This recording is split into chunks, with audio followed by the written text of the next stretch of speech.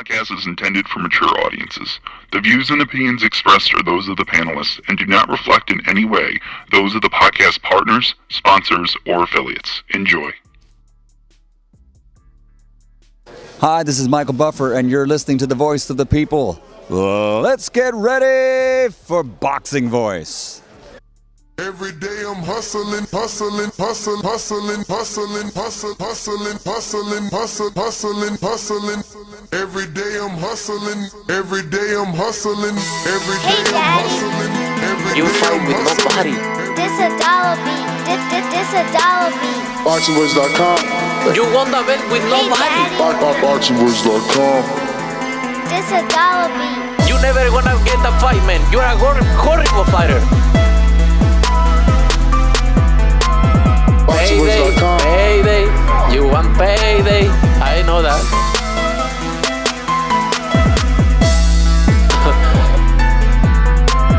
Oh, look this guy. There's a plan to go for the belt, and I'm coming, man. I'm coming, my friend. Get the fuck out of here, man. Please, get the fuck out of here, man. BoxingVoice.com. Because I'm gonna fuck you out right now, motherfucker. BoxingVoice.com. Good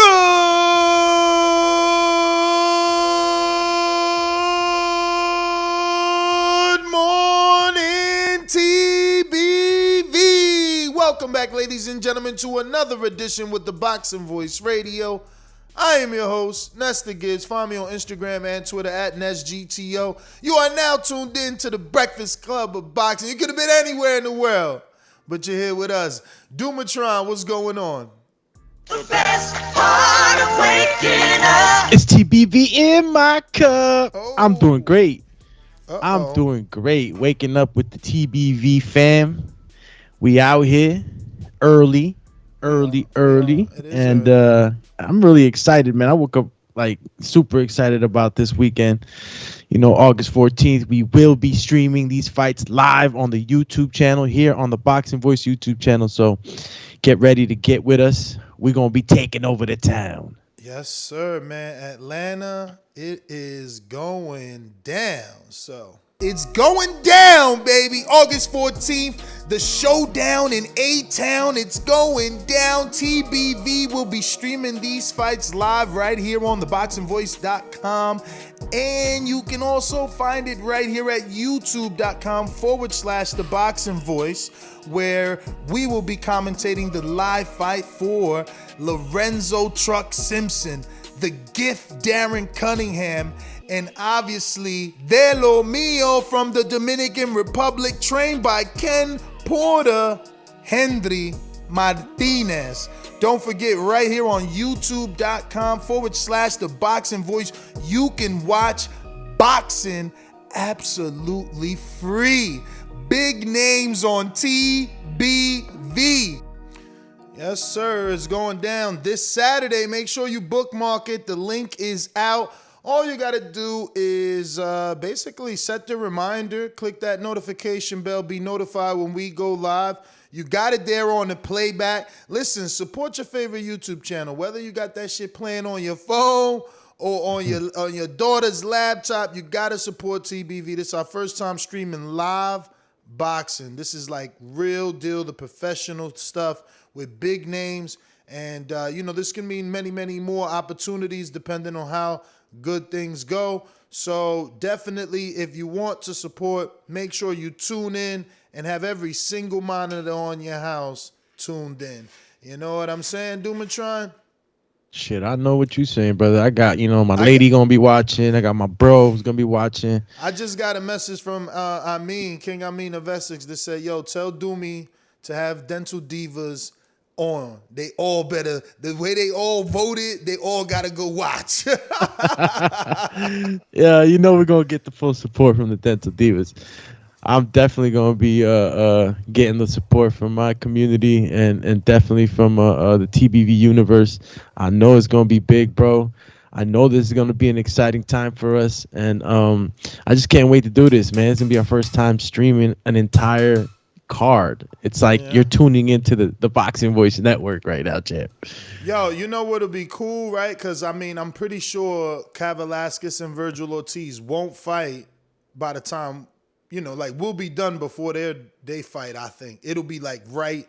It should be, like, right when we're done, Verge about to walk out, or they talking, or they doing some sort of, you know, I see it working out like that. I definitely see it working out like that. I think we could do a new live and just watch the fight, you know, with the actual equipment from the commentator, so we could do a live fight chat right from there on the computer, because you know it's the zone. So I like that. I like that idea. Watch it on a laptop right from the venue as everybody's closing up, because you know after the venue we seen from the last time we was there, it just empties out. So we could literally stay there for the breakdown and do that little 36-minute fight. It might not go that long. Both these guys are punchers.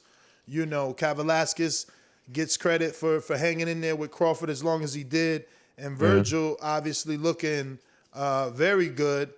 A lot of back and forth between the Vergil camp, Mark Kriegel, and just, you know, content creators believing that Vergil took an offer or didn't take an offer that was offered to fight Crawford. Vergil saying he never got no such offer.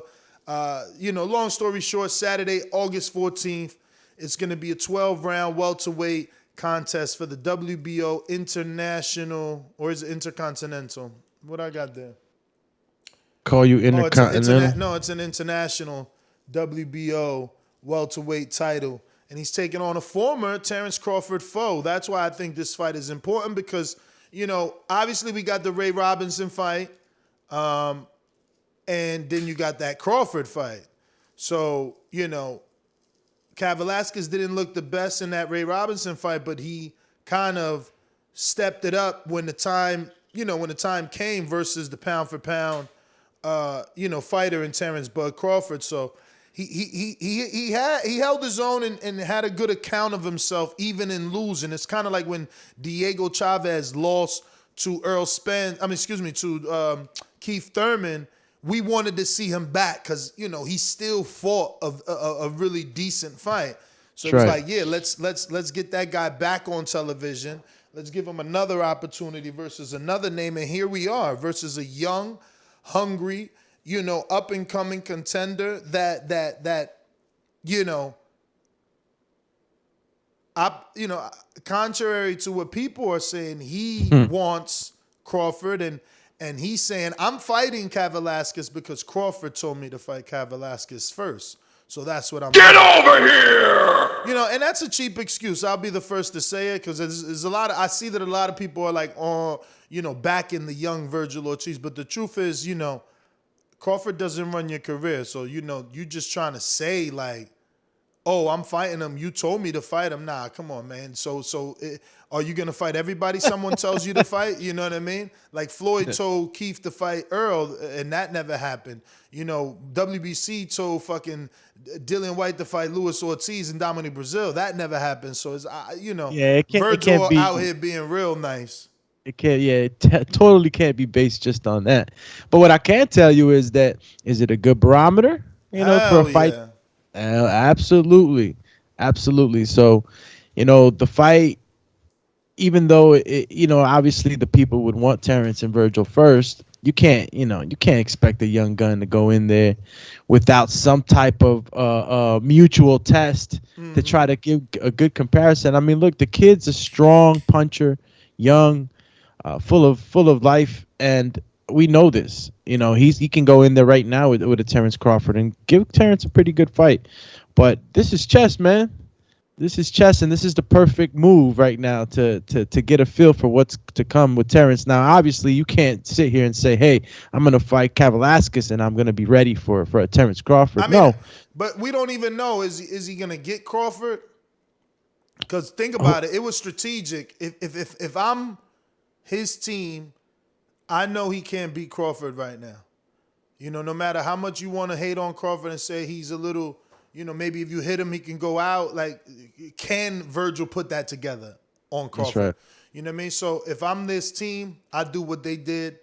I get him a Terrence Crawford, common opponent, and we keep looking like we going that way. But Terrence is up in October, which means he might be a free agent, and his next fight, he's probably looking to just do that big unification with the winner of Earl and Pacquiao. Or Heyman might offer him, here's your Ugas fight. Come on over. Come on down. The price is right. You know what I'm saying? Come on down over here. Virgil's with Golden, right? Virgil's with Golden Boy, yes. Golden Boy. That would that fight be easy to make? What? Crawford and Golden Boy? Yeah. I mean, for Bob Arum, I think he would do it. It's the green print, right? You got a slick black fighter versus a Mexican. And again, I don't think anyone's going to have Crawford as the underdog, so it's a safe fight. But again, Bob Arum doesn't have many options left. He's got one fight left for Crawford. So are they going to... Who's that, Troy? Nah, that was Bob. It's horrible. Oh. You know, it's that one fight left on his deal. And Kavaliauskas is fighting Vergil on Saturday. There's not enough time for Vergil Ortiz to get back in there and do that October fight. Now, just because the contract is up in October don't mean they can't, schedule a fight for November. But is that something Vergil and Golden Boy want to do? Come right out of this fight and go straight into a Crawford fight on his last deal. Is that something Crawford wants to do? That's the real question, right? Is that something that Terrence wants to do, right? Because he's going to be able to dictate what really is going on in that negotiation, or if he even wants him next as an opponent. I mean, after not getting that Manny Pacquiao legendary fight, you're out there with Errol. You're supposed to fight. Boom, it doesn't happen. Boom, Errol gets that money fight. I mean, I don't know how Terrence is feeling right now, where he thinks that he should go. I'm pretty sure he's upset about that. He wasn't first for that legendary fight. So who does he fight next? I mean, does he fight a big name, or is it going to be another Kavaliauskas sort of opponent? I mean, how much time can he really sit around and wait and not fight, somebody that's gonna polarize him into talks, because he hasn't been in too many talks. I mean, Terrence's last fight was against what's his name? I freaking forget his name. Now I'm gonna have to go boxy. Damn, it was against Look, I can't even remember. Khan, wasn't it? Khan? Khan. Brooke. It was Brooke, man. He fought Brooke last in 2020 in November. So we're going almost on to a year of inactivity. And he smashed Kell Brook. I was happy with the performance, but there was still so many questions about Kell Brook. Kell Brook was broken, this, that, and the third. So he has to fight somebody that we're gonna, and it's sad, right? Because this is how we are as boxing fans.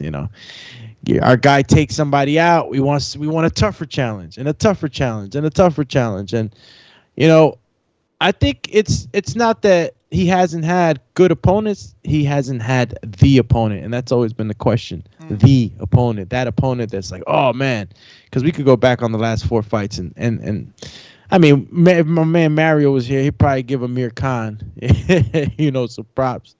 But nah, that name is not there. That top 3 name, man, that Sean Porter, that name needs to be there. So, I mean, if he did go the route for Vergil Ortiz, he'd be taking on a young gun that we know is a dangerous opponent. I still got Terrence on that fight, just because out of experience, man. I understand the amateurs, it's a part of your experience, but this pro game and the way that the opponents that Terrence has had have been decent opponents, to where you can say, okay, he's had experience with a lot of different styles. He knows how to weather the storm with these styles. And as an aggressive style, I mean, he's fought Kavaliauskas. Kavaliauskas was very aggressive towards Terrence, even knocking him down, supposedly, or wobbling him out. So it's just going to be a matter of Terrence. Where does he want to go from this, man? Does he really want to go this route? But Vergil Ortiz is on his heels. And, even though he can't go by, Virgil can't go by whatever Terrence is saying, he's putting that pressure. He's putting that that media pressure because obviously he fights Kavaliauskas, and if he gets through that opponent, we're going to be talking about it. How did he go through him? What did he do? How did he finish the fight? And, the people are going to talk and they're going to compare. So even if Terrence is not with him on it, like, okay, fight him first, then I'll fight you. And if that's not promised, he's still going to put pressure on Terrence. Because if he's still, after Kavaliauskas is still chasing Terrence, something's going to have to give. You got a guy that's really chasing you. Like, I want to fight you. You're the, supposed boogeyman and top dog. People are going to start talking. And people are going to start claiming, wanting that fight.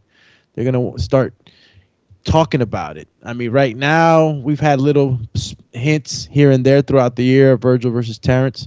But this Egidijus Kavaliauskas fight is going to give me a better standing on it, Vergil Ortiz, his last fight, what did you think about his performance? I mean, he was all right. Yeah, I mean, he's been going through his opposition. This is the natural order of things, in my opinion, right? They're slowly stepping him up, and this is a good step up for me. I like this fight, Again, I've been singing the praise of Kavaliauskas after his fight with, Terrence Crawford. Before that, I didn't think he deserved the shot at Crawford. I mean, he was in a fight with Ray Robinson where Crawford's own trainer said that Ray Robinson beat Kavaliauskas.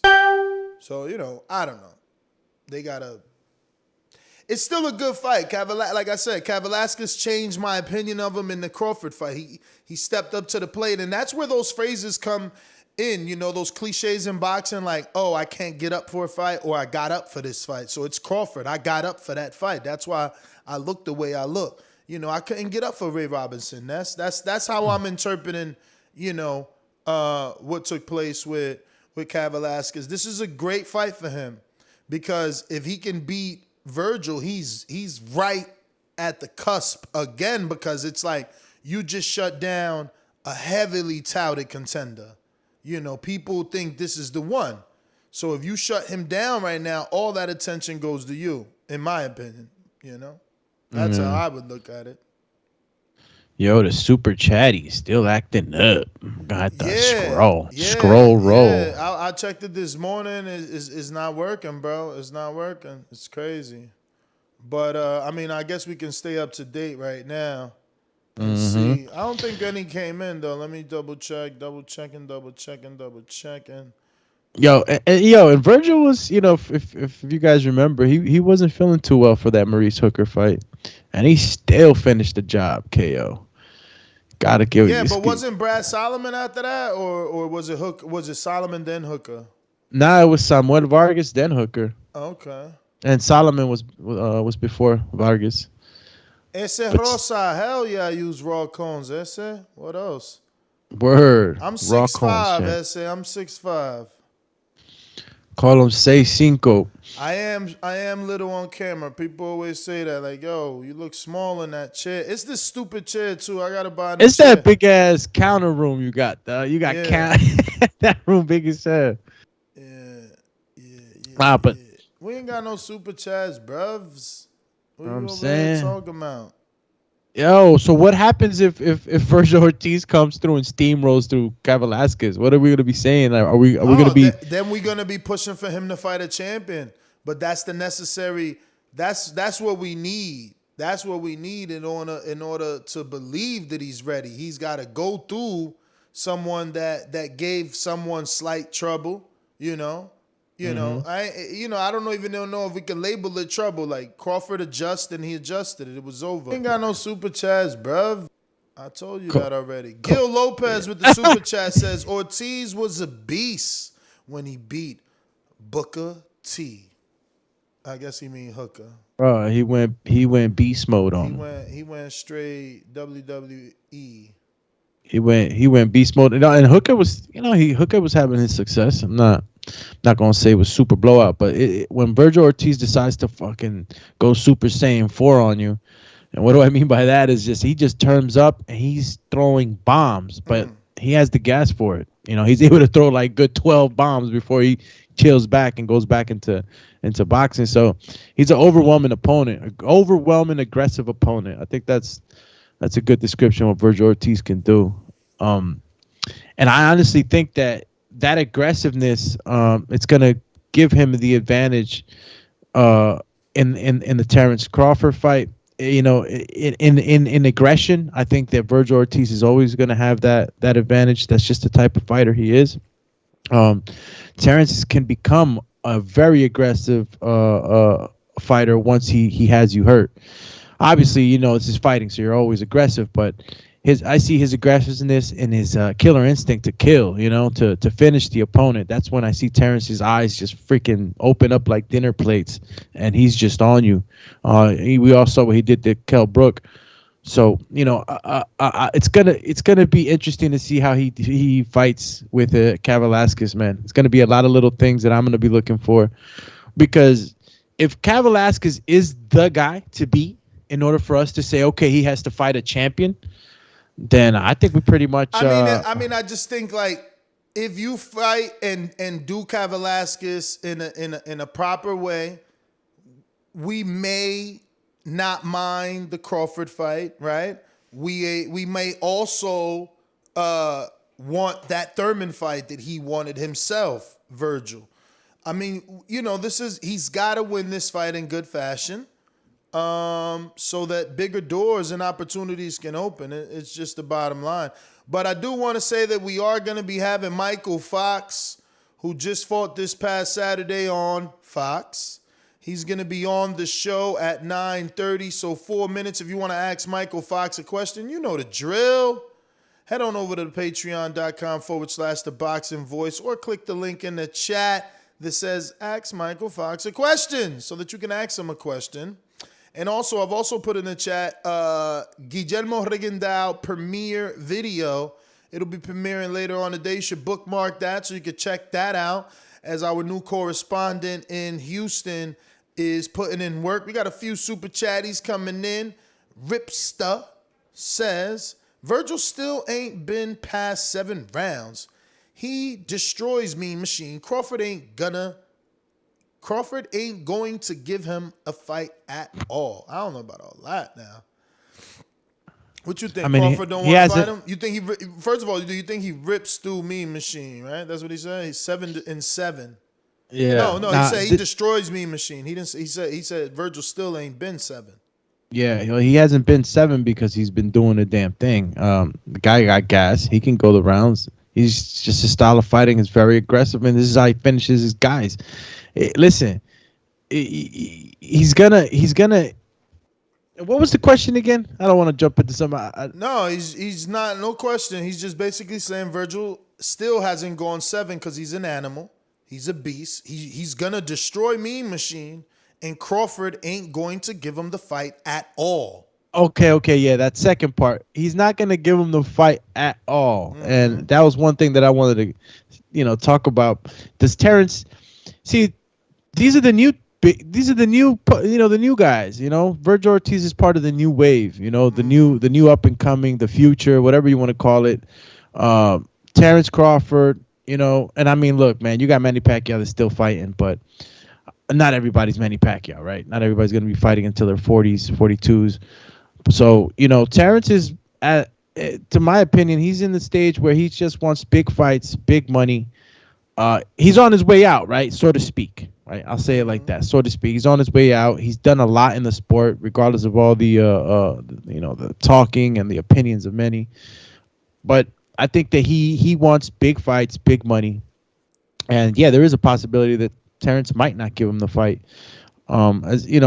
It has to be really, really sweet for Terrence, because, Vergil Ortiz gains everything if he beats Terrence Crawford. Terrence Crawford winning against Vergil Ortiz, yeah, he gains a lot of. We jumping the gun? Don't he got to beat Mean Machine on Saturday first? Like people, I mean, I don't know. That's what the super chatter is saying. Does Crawford? He don't think Crawford fights him at all. Like, and that's kind of what I think. But I wanted to be clear. I don't think it's because he's avoiding Vergil. It's just that he's going to be out of this contract in October, and he's going to look to do bigger and better things. He's not going to be trying to deal with mandatories, you know. He's going to wait for them. Yeah, he's going to wait for them. But again, you know, Terrence can go so many ways. You know, he has options at the top echelon of the division, and you know, Vergil's trying to crack through all that. And again, you said it perfect. He got to get through Egidijus. And look, we're probably more, and I don't know, you know, because there's plenty of people out there that probably do follow Kavaliauskas. You know, he was an Olympian, right? He has the skills to pay the bills. He has the power. Does he have the aggression and the punch placement like Vergil does? The speed, you know, all the young attributes that kind of give you a head start in this game. You know, Kavaliauskas is going to be fighting a lot.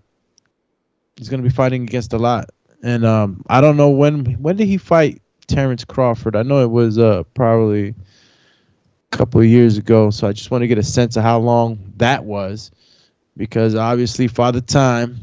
All right, that was in 2019. It's about 2 years ago. Kavaliauskas is young, though. Isn't he 20s, late 20s, or is he already in the 30s? I thought he was in the 30s, but, you know, some of these Eastern European guys sometimes look old, but they're not. He's 33, man. Whoa.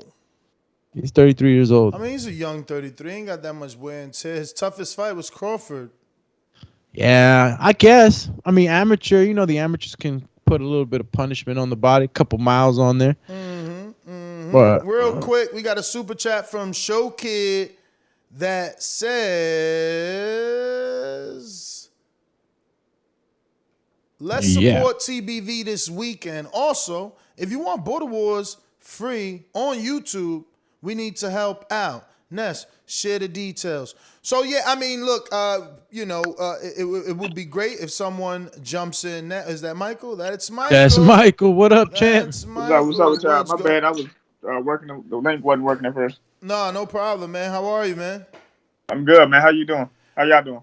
I'm good, man. I'm pretty good. I hate that we got to continuously get you on to talk about how boxing's doing you wrong, man. Are you in high spirits, or are you still, you know, how are you handling it? I don't even want to put words in your mouth. I mean, I'm in good spirits, man. You know what happened Saturday, of course it hurt, but you know what I'm saying? The one good thing about it was it happened on national TV and everybody seen it. You know what I mean? The world saw it actually. It's getting over. It done got over to the UK and to the it's been, you know, it circulated Twitter, Facebook, and Instagram. So people seen it. So that's the one good thing about it. If it would have happened before the broadcast, I would have been telling people about it, and people would have been like, "Oh, okay, never do say he got robbed." But we got about 1 million witnesses to what happened to that fight. Everybody, listen. Listen. First of all, I loved your movement in the fight. You had incredible movement, man. You step back, back left hook. You hit him when you knocked him down. Everything was working right. This, like you said, the only thing that you can feel good about is that millions of people saw this, and millions of people know what they saw, man. I think that is a travesty, you know, and I think that it's a crime, you know, when you rob these young men and women of their moment, you know. I think this is something that needs to be addressed a lot more, because this is literally they're playing with your careers and lives, man, and it's upsetting. And I know that a lot of people are going to get behind you on this. I don't know what litigations or what route you're going to be taking on this, but maybe you could fill us in a little bit more. But I know you won, brother. Man, thank you. I mean, right now I got, you know, my advisor and my promoter, Marshall Kaufman, my promoter, Mike Burrell, my advisor. They're both doing everything they can on their end. You know, they're fighting for me. But you know, gotta say thank you to everybody that posted about it and spoke up on it, because that, you know, that applied pressure to the WBA. Like, y'all gotta do something. Y'all gotta right or wrong here. Y'all gotta fix this. You know, other fighters have spoken out. People on Twitter, you guys. I mean, did interviews all yesterday. Everybody just talking about the fight. I didn't even know I'd be the talk of boxing Twitter. I didn't know I'd do it this way. I thought it would be for doing something really, really incredible, but something really incredible, a really incredible travesty happened to me. So I guess that still counts. Michael, how important was the sparring with Tank? Because I know you got him ready for the Barrios fight. How'd that help you for this fight? Did it prepare you at all? Or is just Tank on a different level and there's no comparison to your opponent?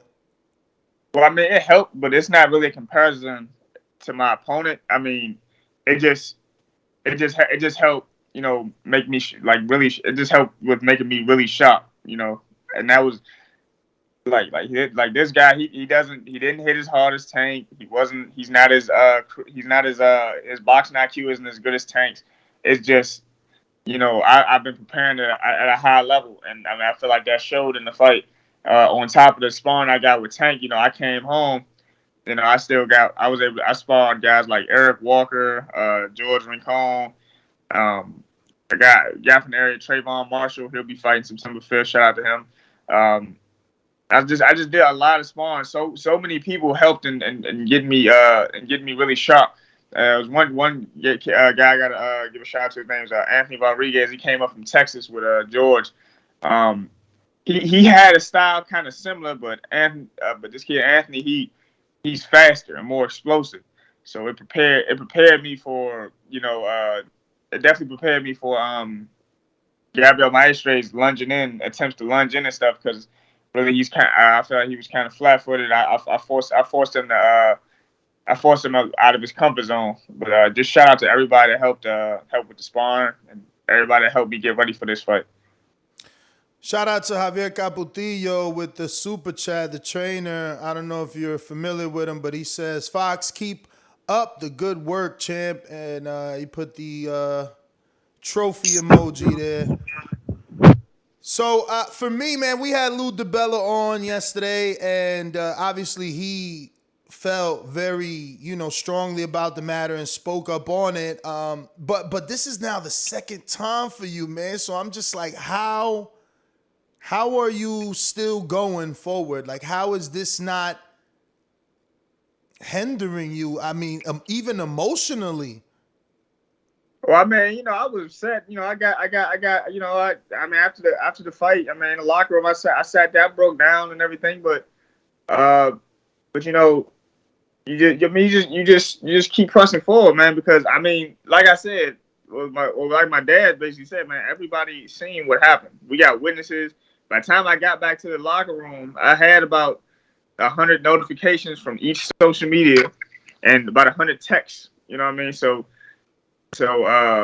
and just people just saying, man, robbery, y'all stuck that kid up, this and that. And then, but the biggest thing that helps me keep going, I've been telling people, like, right before I was as I was leaving the venue, lady ran over to me, tapped me on the shoulder. She was working on the broadcast. She was like, man, I've been looking for you for like a half hour. She said, man, Lennox Lewis called. Like, this is after the broadcast ended. She said, Lennox Lewis asked me to come find you. Like, he wants to talk to you. So we followed her all the way down to the green room. First thing I come to the door, first thing Lennox said, bro, they robbed you. He said, man, and I watched this fight, and I watched I watched two of your previous fights. He said, man, I see the progression, I see the growth, man. Don't let nobody don't let this break you, man. And he had his stories about the WBA. Joe Goosen chimed in and had his stories about the WBA. And they both said, man, just keep on doing what you're doing, man. Your coach is doing you're looking great, and your coach is doing a great job.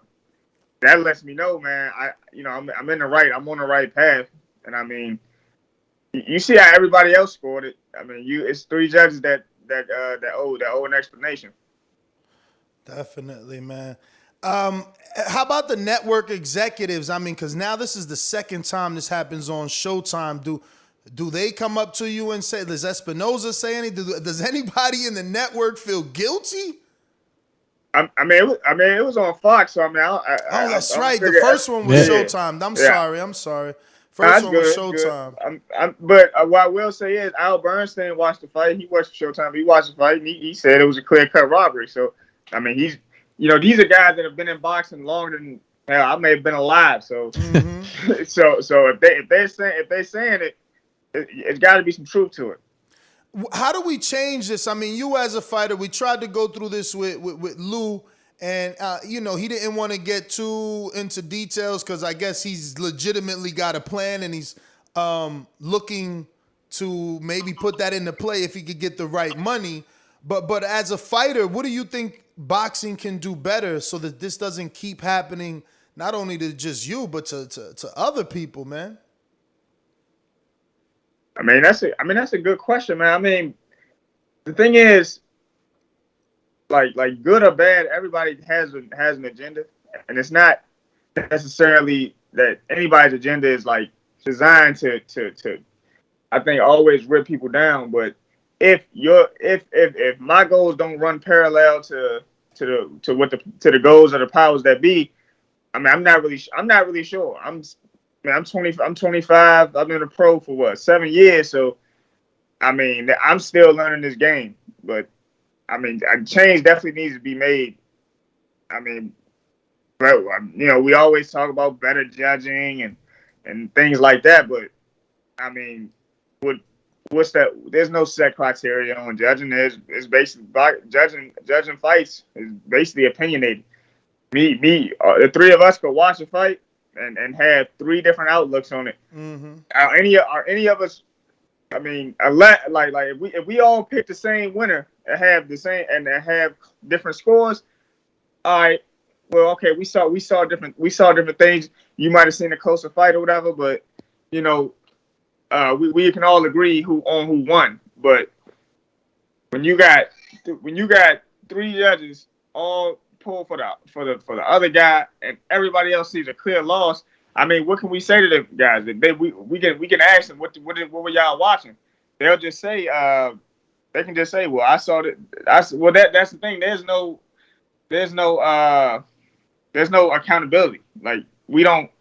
Nobody pulls these judges to the side. What's the punishment, right? Yeah, nobody interviews these judges and says, what were you watching during this fight?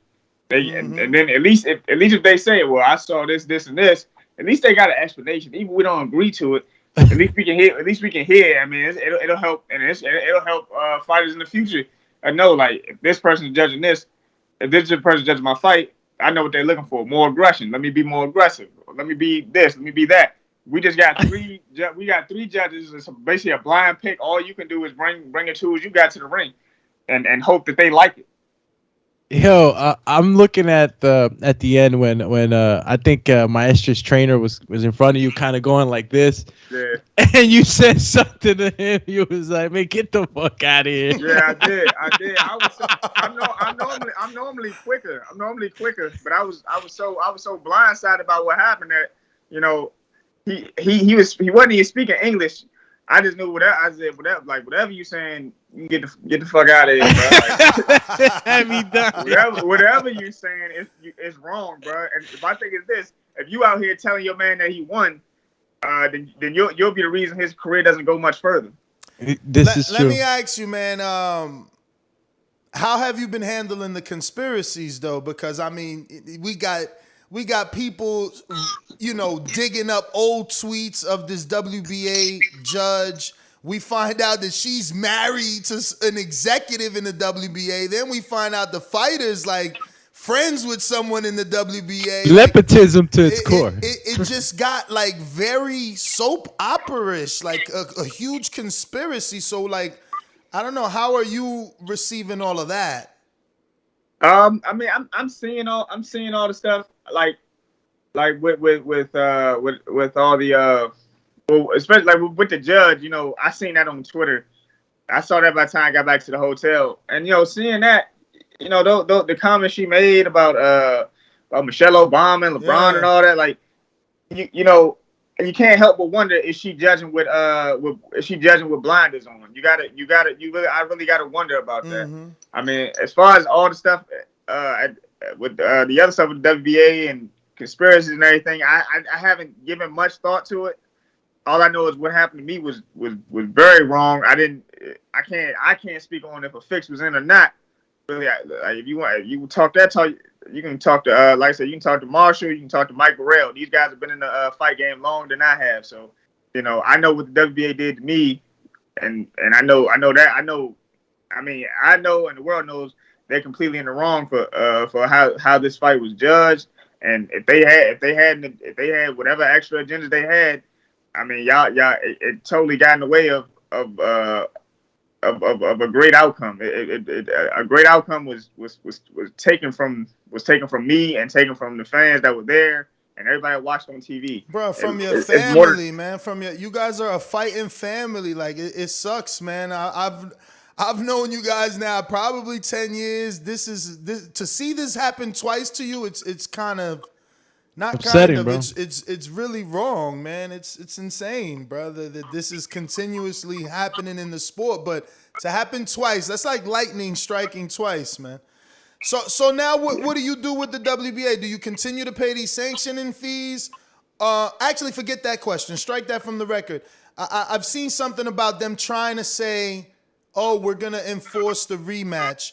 Do you think it should be overturned and you'll fight him in the rematch? Or do you think like it's fair for them to put you in the rematch to do the same thing that you should have been given? Like, hey, what happened?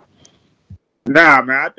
I think the decision should be overturned. It was clear as day that I won that fight. Yes. And I mean, if they overturn the decision and have us fight a rematch, I mean, okay. Fine. I'm a competitor. I can beat you again. I can beat them worse. But to have them enforce a rematch and have him be able to say he holds a victory over me, like that, it would be that's not right. Y'all making me fight twice for what I would gain off of one outcome. What I was supposed to have off the first outcome. I got to do it twice now with no type of, you know what I'm saying, with no type of apology or nothing. Like I gotta just hold that L unjustly.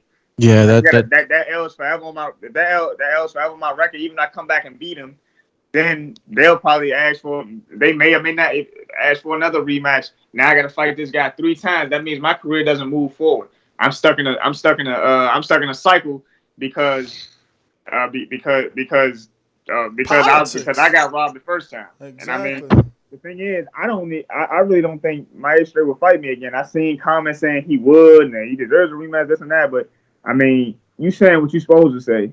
He truly somebody has to sit down with him and tell him he didn't win that fight. I get people tweet me in Spanish talking about he didn't win that fight. Nah, he did not win that fight. So you think his team ain't even keeping it real with him?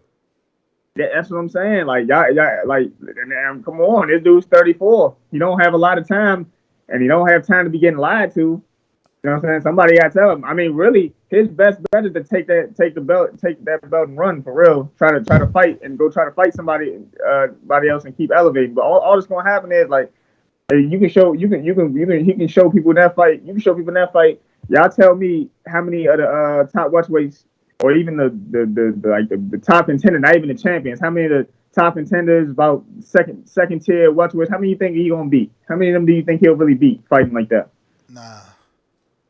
Nah, brother. You had him at the end of that jab. Yeah. I mean, control the pace. They tried to rush him though. That's what it is. I don't know why, but they tried to rush him. He doesn't have many professional fights to speak of. So all right, WBA, let's say they order just a different split. Like, we're sorry, Michael, so we're going to do 60-40. Is the rematch worth it if they, do something like that? Yeah, if it's for more money, we can definitely talk then. I am a prize fighter. Yeah. So if there's more money involved, then I wouldn't take him for a rematch for the same money I got the first time. You know what I'm saying? Y'all paid me a fee to be y'all just paid me a fee to be a fall guy. We're not doing that a second time. I gotta look after my investment. Damn, man. So what is Kaufman telling you? Is there a plan, or you guys going the political route and trying to put in petitions, or are you getting right back in the ring? Is he telling you to stay in shape because they're gonna find you something? Well, as of right now, I mean, we haven't really looked at much else. We still dealing with this situation. I mean, I'm taking a week to just to rest up and everything. Got to let the body heal after rigorous training camps and whatnot. But we haven't discussed much about fighting anyone else or anything. We're just letting this situation play out. Like I said, I'm letting him and Mike Burrell handle the talks and everything. And we just got to see where we land after the dust settles. Well, we got some questions here, obviously, from the people, man. I'm sure they all watched the fight and have a bunch to say. So we're going to go to Cincinnati. Brandon, that says, if an opportunity against a bigger named opponent presented itself, would you take it, or I guess he meant, or are you dead set on getting the rematch and extracting revenge on your opponents? He said on your ops. Nah, I mean, like I said, I'm a prize fighter. If a big opportunity arises, I probably would take that. I mean, like I said, I already beat this dude. I already beat this dude handily. You know what I mean? So if a big opportunity arises, I can excel further than him. I can excel beyond him. So, big opportunity, I'm going to take it. Damn. Yo, the welterweight division, I mean, who do you want? Because you fighting at welterweight now. Like, this has definitely elevated you. I mean, you didn't get the win on paper, but you got the win. Everybody's behind you. This happened to Laura, too. I don't know if you remember, this happened to Laura versus Paul Williams, except I watched that fight. His judges got fired for that one. You know what I mean? Hopefully, I was telling Lou about that, and Lou said that that's not enough. So let's start with that question. I know I ramble a lot, but is it enough for you if the judges get fired and they can never work a fight again? Or do you still want more retribution from that? I mean, the ultimate thing I probably really want is the decision overturned. But I mean, getting them fired would be good for boxing. You know what I'm saying? Judging like that was like, and that's the thing. Let me just say, everybody's talking about, the one judge who had it really wide.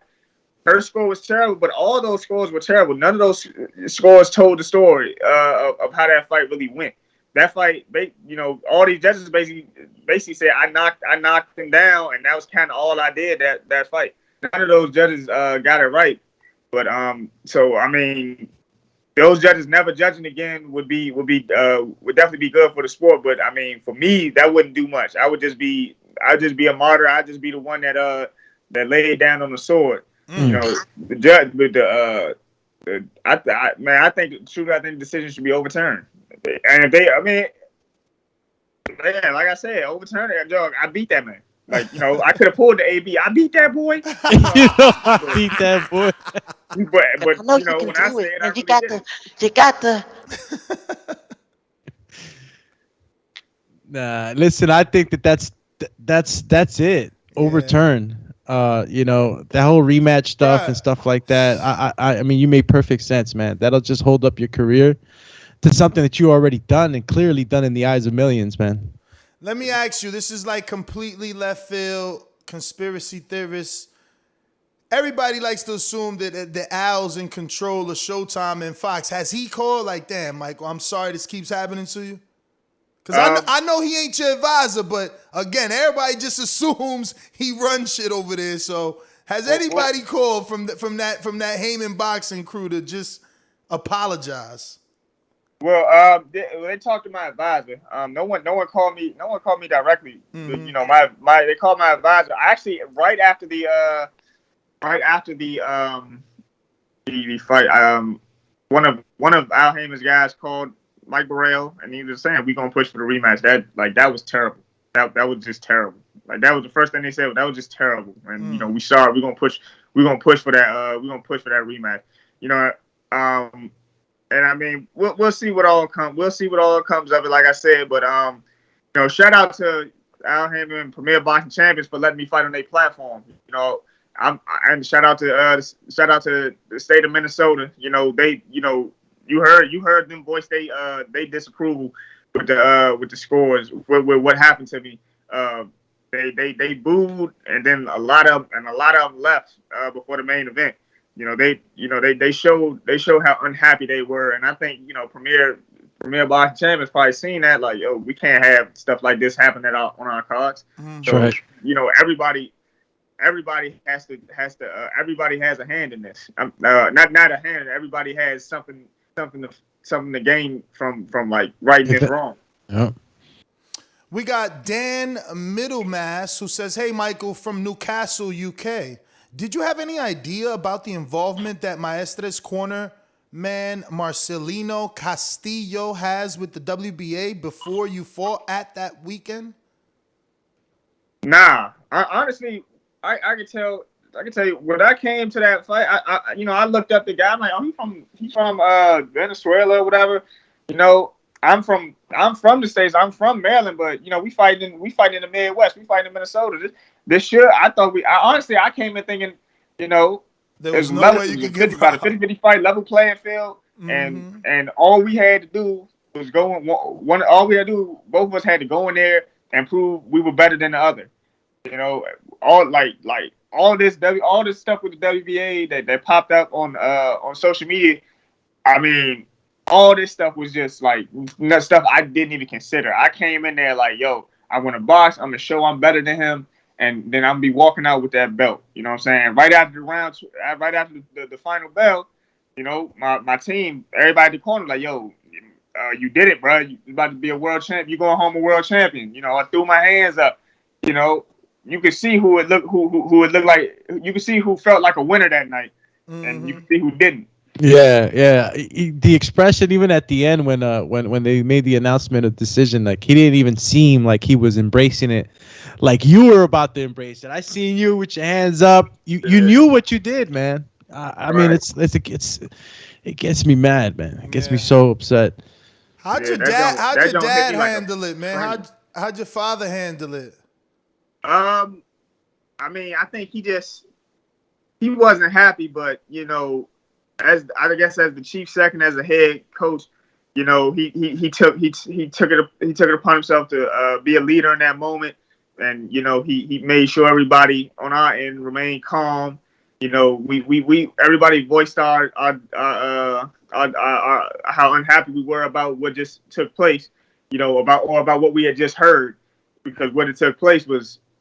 Let me tell you your reaction, your gentleman's reaction, bro. I mean, I know there's a million ways you could have reacted, and your whole team, you speaking on it now, it was incredible the way you held your composure. I mean, a little "get the fuck out of here" is nothing. I mean, I probably would have went nuts.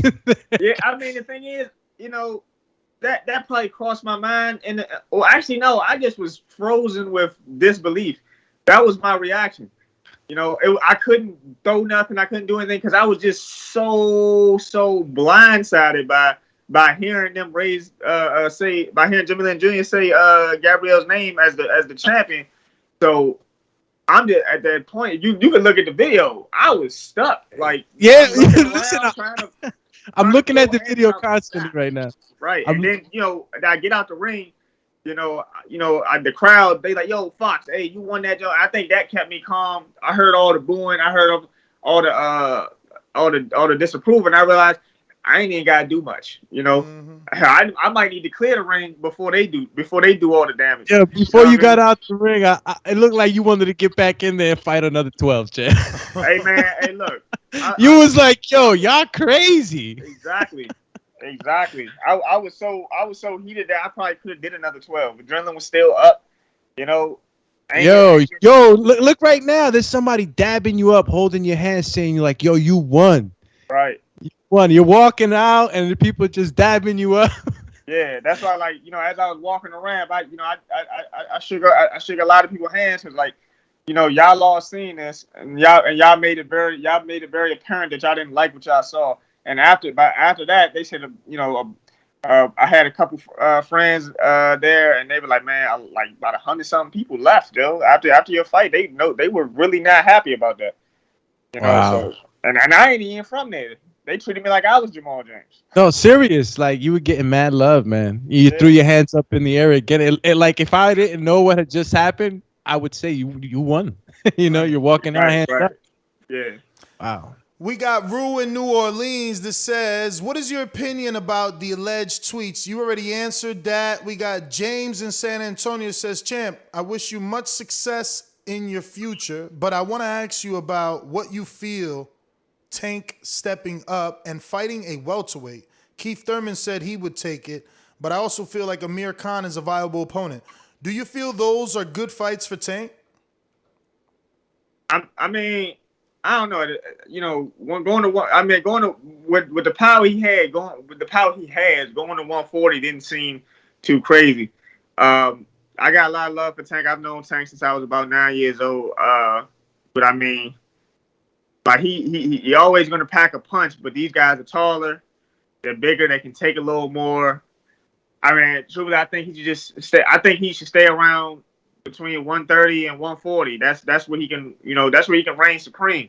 You know, these guys, like, they're like any matchups that you'll call for from 140 between 130 and 140. I'm probably picking Tank.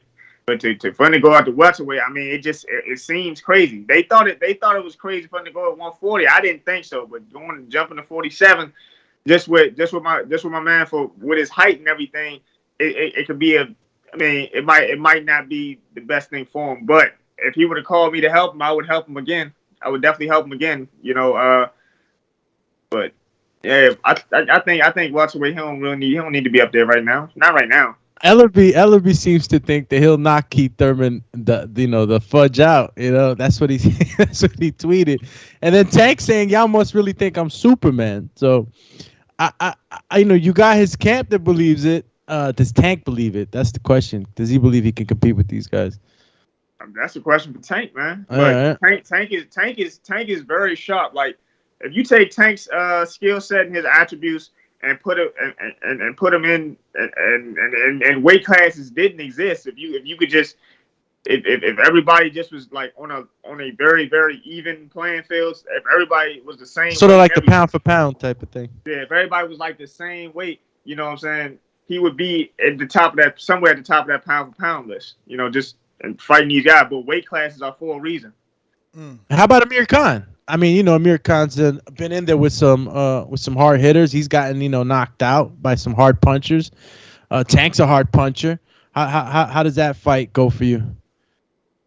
I mean, I might pick Tank by knockout. Man. I mean, I don't. He's been. I mean, you can't sprout a chin, especially after you taking some big shots. You can't really strengthen the chin. And I mean, I've seen Tank put out some guys that were walking around at about 160 pounds. I mean, even I sparring him, he packs so much of a wallop, and it's when he wants to, like, touch me, this don't touch me, this don't. Then all right, I'm gonna try to put him away with this one. Boom, man, that don't feel. I done been hit by him, and I felt like, oh shit. The lights about the light. Somebody hit it. The lights got dimmed a little bit. Yeah, somebody hit a light switch, and I'm like, oh nah, that was my lights. I'll touch on the next one. That's you got Coach Myers from Connecticut says, "Good morning, champ. If you could choose your next 3 opponents, who would they be and why?" Well, like I said, I felt like I won the WBA title, so the next step would have been. I feel like the next step would have been the WBA champion. So first fight would have been Jamal James, for his regular title. The interim belt. I thought the interim belt would put me right in line to fight him. And then after that, Ugas is about to fight Fabian Maidana. I'm picking Ugas to win. My next choice after that would have been Ugas, and then I guess I would have to wait until the dust settled between Pacquiao and Spence. If they don't got no mandatories, I would have tried to pick the winner of them. You know what I mean? And in that time, winning championships as well as making good money for myself and putting myself in a better position. That would have been That would have been. I mean, that's off the. That's just off of what I felt was supposed to happen. So those three right there. All right, you got Brandon Lenz says, how is it okay that Maestra's manager, Ned Abdul, with Warriors Boxing is the same guy who literally owns the Armory? Did you know that? I heard about that, but I didn't know how true that was. But, I don't, like I said, I don't want to get into, really get into conspiracies like I basically went in there and I was never supposed to win. I mean, that could have something to do with it or not. I can't say for sure. But, I mean, like I said, y'all can't keep doing favors for this guy. He's going to fight somebody who has a bigger name than me, and all that BS they try to pull is not going to work. Can only work for so long. That was the last one from the Patreons, Ness. Unless which one you stopped on? On Brandon Lenz. You got Coach Myers too? Oh, okay. I got Coach Myers. Yeah, that is everything. Then we also got a super chat form by Bodywork Boxing. It says, "Hold your head up high, Fox. What do you say to people who say Tank can't box?" I say that out their mind. Look, I'm gonna tell you like this. Ness, I told you, I've known Tank since I was 9 years old. He wasn't always that big puncher. He got older and he just started knocking people out eventually. But Tank as a kid, he was always athletic and he was always very fast. He always had a good amount of pop for what a kid would have, but his ring IQ, he's not a dummy in that ring. He's hard to hit. When he showed that against Barrios, he's hard to hit. He throws with vicious intent, with a lot of power, and he's in that ring thinking. Y'all get confused because he knocks everybody out, but he's in that ring thinking. I sparred him for an entire camp. I fought him 3 times as a kid. He's in that ring thinking. If you think Gervonta Tank Davis can't box, you are sorely mistaken. And I'll say that to anybody that says he can't box, you're sorely mistaken. And that's why whoever you're probably rooting against, whoever you're probably coaching, won't beat that kid. If you don't respect his boxing ability and his boxing IQ, you're not going to beat Tank Davis because the power is the least of your worries. Let's go, champ. You feel me? So I gotta ask then. So is it because you think Keith is a big puncher? Because you're a welterweight yourself, but you're saying I recommend Tank stay between 130, 140. Well, I mean, Keith's a big puncher, but he hasn't been active in a couple years. But there's also the height and what these guys will rehydrate up to. I don't know what Tank. Tank might get back to maybe if he tries the low 150s, but welterweights go back up to the 160s, sometimes the 170s, depending on who it is and they body physiology. Yeah. So what are you rehydrating up to now? Now that you allowing yourself to be a welterweight, what you rehydrating up to? I don't even know if I should tell you this. Oh, no. I was ready to say keep a secret. Yeah. If it's an advantage, keep it a secret, champ. Keep that in the pocket, champ. We just saying you get bigger. Yeah, I do. I come to the weigh-in very skinny. I think that throw people off. I come back noticeably fuller. I'm a slim dude by nature. I'm naturally a slim dude, but I know how it feels to come back at a good weight. I know how it feels to come back at too low of a weight. I actually once fought long before TV and stuff came around. And I got sick during the rehydrating process, and I only put on like 8 pounds, and I could feel, and it felt terrible. But I said I got to stop it that fight, but I didn't feel good. I was like, man, I got to keep sluggish. Yeah, I got to keep the pace slow. If he explodes and I got to use too much energy, I might not come back from it. But I was just able to box him, nullify him, and then I stopped him. And I was glad that jump was done. I was like, man, thank God. That could have been a bad one. And then, but with each fight you learn. You got to watch what you eat and make sure you're not putting it back in too fast, and make sure that you might be accustomed to drinking a certain thing. Like you might be drinking Pia. Like make sure you drinking that same brand. Don't be just grabbing any old Pedialyte or whatever it might be, whatever it may be you use to rehydrate. That's in the details, huh? Yeah. Yes, absolutely. Got to be on point. Yeah, that rehydration is a science. It's an art. Yes, sir. I know some guys that you know they're pretty good at it, and man, it nothing feels better for a fighter when they make weight. You know that's one of the first fights you guys have. You know, the heavyweights are the only guys really that don't really have to worry about that, but putting that weight back on the right way is so important.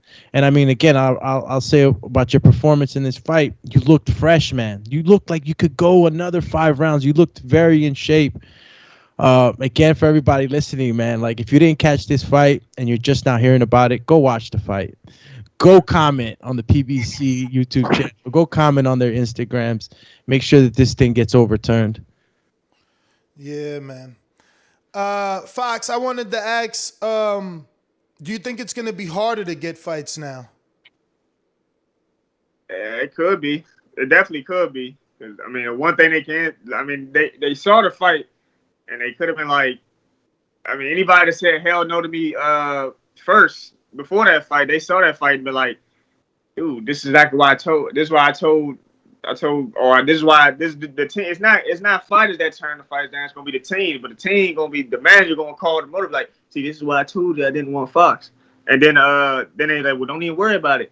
He lost. You know what I'm saying? They can say that now until we can get, unless we can get this overturned, and I have some leverage again.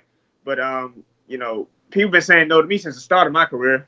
So I'm just, it's always gonna be hard for me to get fights. You know, I took this one as I went in as a backup to get this one. You know, I wasn't his first choice. It was me or don't fight. You know. Well, brother, I want to thank you, man, for coming on the show. Always, you know, allowing us to talk with you and conduct these interviews. Hold on, wait. I got a question for you, Ness. I meant to ask you the last time. I think it was at the Tank, the Barrios and Tank pay-per-view. Man, we didn't see what happened on camera. I want to know what all that screaming was about. It looked like you was about to fight somebody. why don't you tell the viewers? Yo, this was Ness. Yo, bro, my man smacked my camera and I was going ham on him. Then I found out he was a basketball player. I forgot what the name that they said, some James something. But I ain't give a fuck, bro. I'm from the East Coast. You ain't gonna just put your hands on me or my equipment, man. I'm already hip. And you got, and my thing is, Ness not a little guy. I seen that in person. He's like my height and like 100 more pounds than me. My man, so I'm like, okay. My man had his lady was pulling him away. It was hilarious. But I'm glad it happened that way because Kelly would have never let me back. You know, she'd have fired me forever. I'd have been banned forever. I'd have did something over there. So it was the best thing that happened. But yeah, man, my man smacked my camera. He got mad. Oh yeah, you can't be doing that, man. Oh man, just be like, no, please, no interviews. Yo, Ness went streets. It was like, hey, like you big for nothing. Yo, nah, man. Michael, man, thank you for coming on and reminding everybody about that one.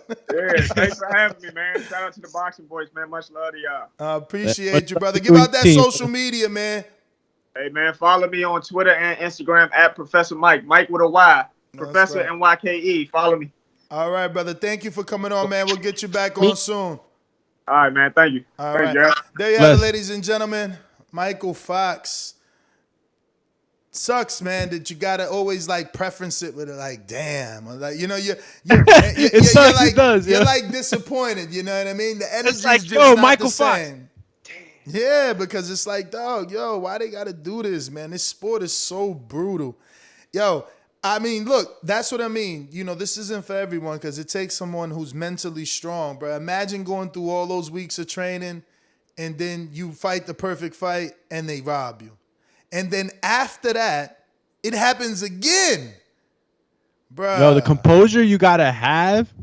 The composure you got to have, bro. Hey, yo, now I see why Zab was throwing stools and shit. You know what I'm saying? Like, yo, how do you just rob me? Like, how do you just rob me and think it's okay? And that's what somebody need to do, though. I'm going to be real. Like, you know, that's where I'm from. I'm like, Oh, you robbed me. I'm gonna walk out the ring calmly and go punch the judge. Seriously. Chill, champ. Seriously. We need you on the commentators desk. Zab took it out on refs and everybody get mad. Like Darrell's corner took it out on Uztatigi. Yep. Bruh, get up, go out that ring calmly, walk past any one of them 3 judges and knock them the fuck off their stool. Well, just you hook know what? the shit out of them. Just hook the shit out. Back in the school hook. You know what I'm saying? Tap him on one shoulder, punch him on the other side, man. For real. A real good redneck, bro. Now listen, like, this is all jokes, right? Obviously, you know, we don't recommend that any of the fighters do that, but like, it's crazy that it has to happen because the level of disrespect that comes from that death sometimes is fucking beyond me. And again, this is something that I promise you though, you glossing over it, but if you punch a judge, I bet you another referee another judge, they're gonna think twice. Yeah, you know what the thing is too. Some of these judges are not even like trained judges, right? But that's the thing. We need to change that. It can't be a 65-year-old woman that's married to someone who does know boxing. No, it needs to be someone that fought. Someone that's been in the sport in some level of capacity. And it can't be a desk job. Like, you had to be a trainer, a strength and conditioning coach, like insight. A physician, you have to have insights into the sport, something, right? like, you can't just be nothing and be a judge for a fight. You don't even know what you're looking at. Like, how do you really know what you're looking at? That's like me going to be a judge for, let's say, and look, guys, I mostly, only watch combat sports. You know, Ness only watches boxing, so it's like, I can't go to a football game and try to commentate on football and act like I know what I'm doing and then I'm going to do it right. You know, I don't even understand how that makes sense when you're screening for judges and you're picking your judges for your event. How does your screening process work? You got to be accountable for that. Even as a promoter, who's in charge of this? Is it the commission? The commission, but the commission obviously, see, if you read all sanction and body rules, everything changes once television is involved. You know, so like, because there's TV or because it's a championship fight, the WBA or the WBC or whatever sanction body's in question, they now have their own WBA or WBC appointed officials. So now the Georgia Commission or the LA Commission has to approve those judges. And that's why in the Armory you had dudes and people from all over, right? Like, you know, when it's a championship fight, that's the rules. Like, you know, we get to select judges and judges from neutral territories. But obviously Fox ain't get to select. This wasn't that level of fight. They selected what was going to be best for them. I can't say what. And my man George, who said you might get banned for life. Yeah, you're right. You might get banned for life, but people have done worse. So I would still recommend punching a judge. I'm dead ass. Punch him into a course. How about that? Let them take a course. Like, what are you doing? Straight in the face, so that he's got to be interviewed countless times as to what happened. But why do you think he punched her in your face? Ness lives by the code of Hammurabi and shit. Eye for an eye. Bruh, is that if you don't teach them right from wrong, they won't know right from wrong. So it's like, you're going to keep wronging people. Like, that's what I'm saying. Michael is bigger than me. Because when I'm looking at what's happening to him, I'm putting myself in his shoes and I'm questioning myself. Like, can I get up and run 5 miles after being robbed twice in my career, 2 times on television? Do I have the mental capacity to continue to do this? Or would have I already told my dad, like, man, I'm quitting. Fuck this shit. They robbing me. This shit ain't for me. If I don't got a tank name, I can't win. Like, so my frustration for him is kicking in. And what happens to that fighter who continuously get robbed? Is he just supposed to be like, no, I got to walk out of here, and because these people want me to be a gentleman. I get it. Look, it could definitely come to that, and you know, your Zab Judah example was a perfect one of them. It could get really ugly, you know, because you just never know what type of disappointment that individual is feeling and how long he's willing to hold on to that. So, again, when these judges make these poor scorings, it affects this person's life, and not only his life, his team. You know, they work so hard. It's just so much sacrifice in the sport, bro. The father, you got two kids that been training all their life. You've been bonding with your children all their life. You only want to see the best for them. This is the sport they love, and they both get robbed. Good young men too. They both get robbed. You know what I'm saying? We don't hear about them with assault charges or none of that crazy shit. No weird videos on Instagram. My man's name is the legs. Professor Champ. Nothing like that. You know, instead you see these kids training in their gym and training others in their gym. Doing personal training for other people, you know what I mean? So it's just weird, man. It's just weird. But guarantee a judge needs to get fucked up, and then it's gonna be a in the industry conversation like, yo, you seen that fighter went ham on? That's it. But why he went ham? Nah, that judge had a set 117, 110. Yo, should there be an age limit to this? Bruh. Yes, but if we start allowing punching judges in the face, no, because those older ones gonna be more scared. They less prone to take a punch. So how about we just put them in Border War senior nah, league? Man, sneak them, man. Back in the day, sneak them like back in the day when you ain't know you was about to get punched in the face like that. Like just get punched without knowing too. Don't stand in front of him like, yo, you robbed me. Boop, no. So I'm the judge. I'm sitting around, and all of a sudden, you grabbing your next scorecard. You think you about to do the main event now, but you woke up the next day. Like, yo, what the fuck happened? What happened to the main event? Nah, dog, you ain't make it. All those 3 judges, man. It's crazy that's how little control we have over the sport. That this happens on a weekly basis, and no one can just get up and be like, you know what, that shit is over. Like it's nothing. Like that's it. We talk about it. It's like Lou said. We talk about it for 3 days. Our Border Wars judging is better. Like shit. Sir Isaac was in the chat. You seen him? Sir Isaac he was saying? He said, y'all better keep that same energy. I was robbed in Watertown. He said, go look at the tape. Watch my fight. You ain't see him?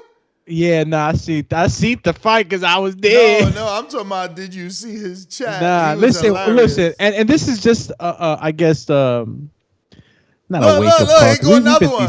He said, I wanted to slap somebody ass in Watertown, but the fans showed me so much love. People brought me drinks and food, took pictures and everything. Wow. But that's what I'm saying. You robbed me.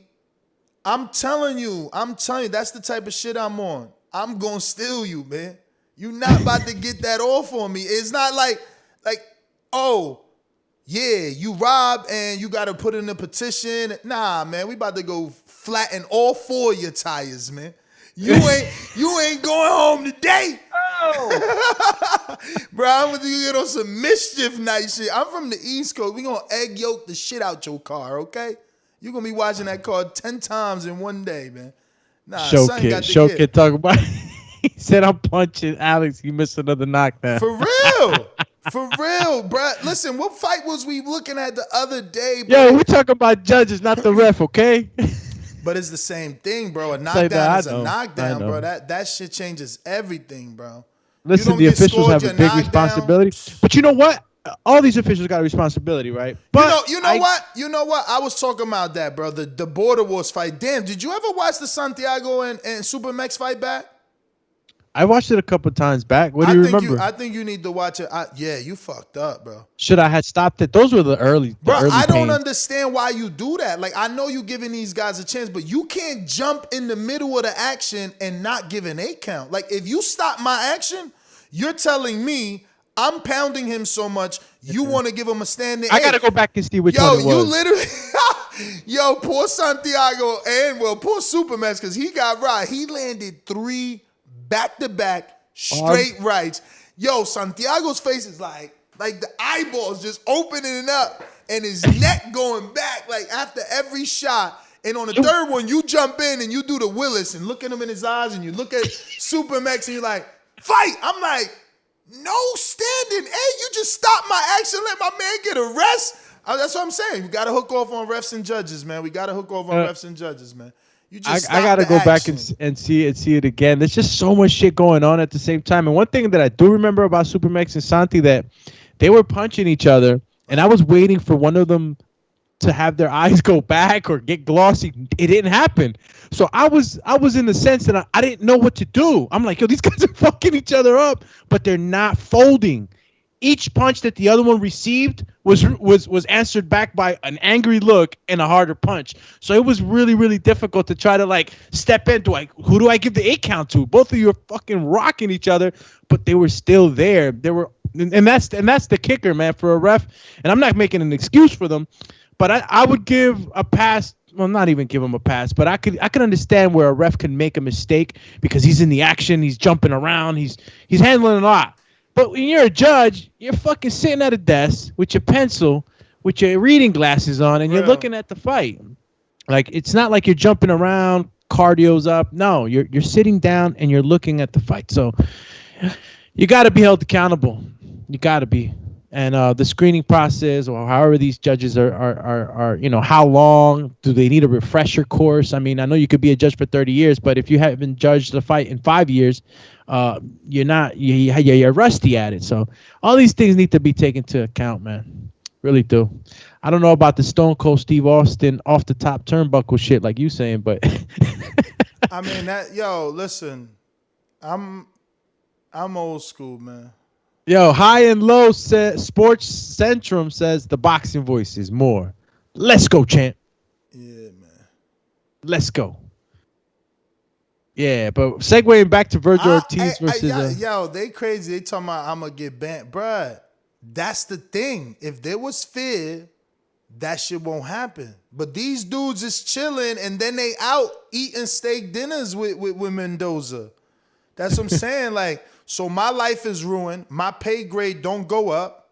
You know, look at where Michael Fox is at. His pay don't go up because he technically lost the fight. But he can't get a fight because he technically won the fight. But he got that loss on his resume. Nah. I'm not just going home with that. Y'all tripping. Listen, I'm leaving your car on bricks, man. Yo, and honestly, after something like this, I know when Adelaide Bird, what fight was that, Ness? What? The Adelaide Bird scandal.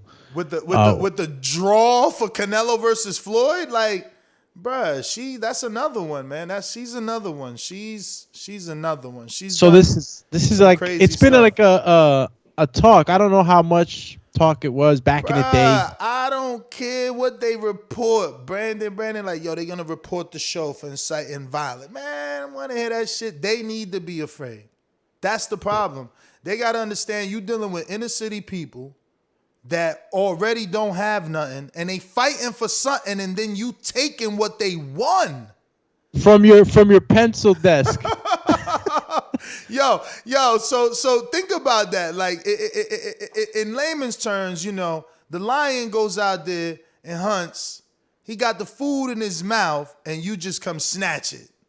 You come through on some safari shit. But would you really do that though? But would you really snatch this raw piece of beef out of his mouth? You won't. But you doing it to the fighter. See, what's the difference? The lion is gonna pounce on your ass. And this fighter right here, I'm gonna pounce on your ass. Go ahead and steal from me. Go ahead. I get you. You bring him into the jungle with the lions, and all of a sudden the fight gets scored different. Right. It's like, first of all, somebody need to smack a judge, because it's like, first of all, we in a combat sport. So you think you the only one that's like exempt from punishment? No. I did 1,000 sit-ups a day. Bradley was doing 1,000 sit-ups a day to turn around and get robbed. I can't even do 300 sit-ups a week, man. You kidding me? Yo, ask me the last time I did a sit-up. Bro, man. Nah, listen, it's all fun and games, but at the end of the day, accountability definitely has to be fucking put on to these judges. Bro, and if they don't want, if I'm excessive, Doomy, it's like you said, oh, you got a bad scorecard, now you automatically in Border Wars. You know, or a version of that. You know, I'm waiting on the WBC to approve Border Wars. They need to approve it so that they officials could fight. And when they officials say, no, but Mr. Suleiman, I'm too old for that, you're fired then. If you too old to participate in this sport, you too old to look at it from the fucking corner with your pencil and your bad eyesight. or your weird way of scoring a Word fight. is bond. Nah, man. Listen, off the top turnbuckle, I'm going Randy Savage on them. They gotta do better. They gotta do better. And look, I don't know how often does it happen in our sport, but just a simple fact that it happens. And it gains this much attention. They should be able to do something about it where they're like, listen, we're going to start doing things different. I mean, they weren't talking about judges being like, oh no, I think it was you, Ness, that mentioned that idea, judges being high up like volleyball judges. Well, that's Joe Cortez's 2020 idea. I like it. He introduced that in an interview we did many, many years ago. It almost feels like 7 years. It looks like no one cares. And I get it. It may not look stylistically the best. Like if you walk into an arena and you got fucking three tennis racket judges or whatever the sport's called, it's like that's going to look weird. But there's also the other idea that I've been saying for years, put them judges in a separate room.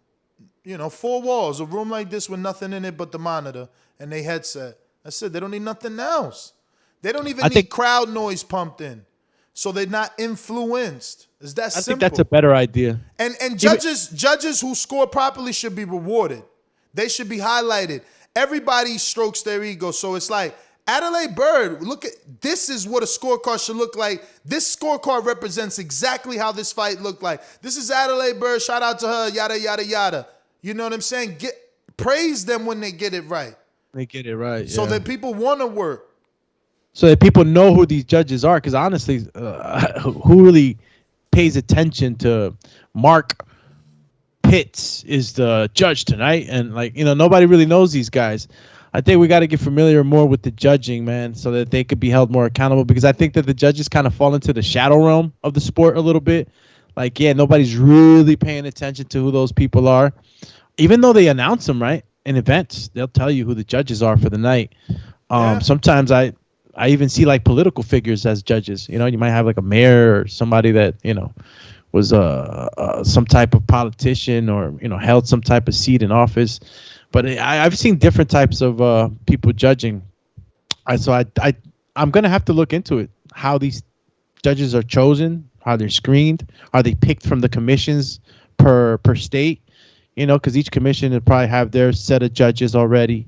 So I think, and again, since there's no one umbrella under the sport of boxing where all sanctioning bodies and everybody can be responsible under one umbrella, it's spread out state to state.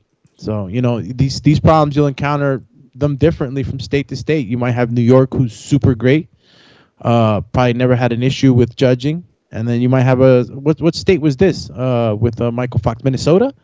Yeah, that was at the Armory. At the Armory. So, and then, and look, bro, it's crazy because as an amateur, I fought this guy, and his father was involved with the event, and there's always going to be some type of connection with certain figures within a sport. It is a niche sport, and it's a community that's, pretty much everybody, not everybody knows everybody, but you kind of know who's who, especially when you're at the mid-level shows.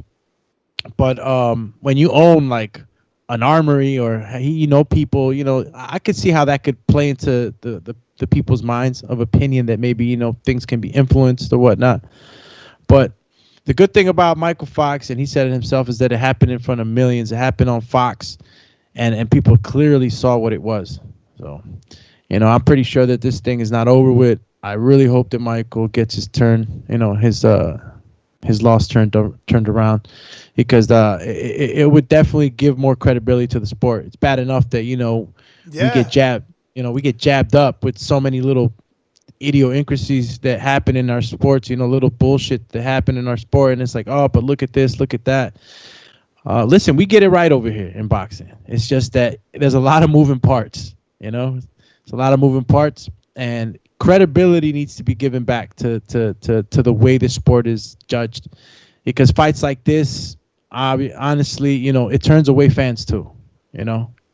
Michael said that 100 people probably walked out of that building. There's people out there that, that don't you just get turned off by this stuff. I mean, in MMA, I don't think I've ever seen something like the Adelaide Bird or something like this, like Michael Fox, happen in MMA. If anybody out there in the MMA world can, tell me otherwise, I mean, let me know. But I don't see it happening. So it needs to be pointed out. It needs to be handled. And they need to do the right thing by Michael, man. But if we were to segue back to Vergil Ortiz versus Kavaliauskas. Yeah, let's open up the phone lines, man. I mean, obviously, we're not going to be here for Thursday night show. We'll be in Atlanta, so we won't get any previews and predictions. So if you want to make your predictions for this weekend's fight with Vergil and Kavaliauskas, you can do so. If you want to give your breakdown, you can do so. And yeah, man, I mean, that's basically it, right? I'm picking Vergil. He's the young gun. Not only that, the money's behind him. It's Kavaliauskas' job to upset the blue chipper, the new like golden boys, so to speak. Yo, it's crazy because Golden Boy, before even Ryan broke away from Golden Boy, right? Or is he still with Golden Boy? Am I mistaken? Ryan is with Golden Boy, but I was trying to get someone on the show who I seen on Twitter is talking about they sources telling them that Ryan is going to be fighting on ESPN, so that would be interesting if that's true. But he's but Vergil Ortiz was already been. My man's only available for freaking 1 p.m. shows. Afternoon time. Vergil been, but what's my man's name? Oscar De La Hoya was already saying that Vergil Ortiz was going to be the future of the Golden Boy. He was the guy, he's the guy fighting. He's the guy destroying cats. So, this is the next guy, man. Vergil Ortiz all the way. Egidijus Kavaliauskas, I think that honestly, given, look, I guess age is only a number in regular life, but in boxing, that shit counts. Is that Salt and Pepper? Who had that song? Is that Mary J? Which one? Mary J. Nah, age ain't nothing but a number. Ain't that a song?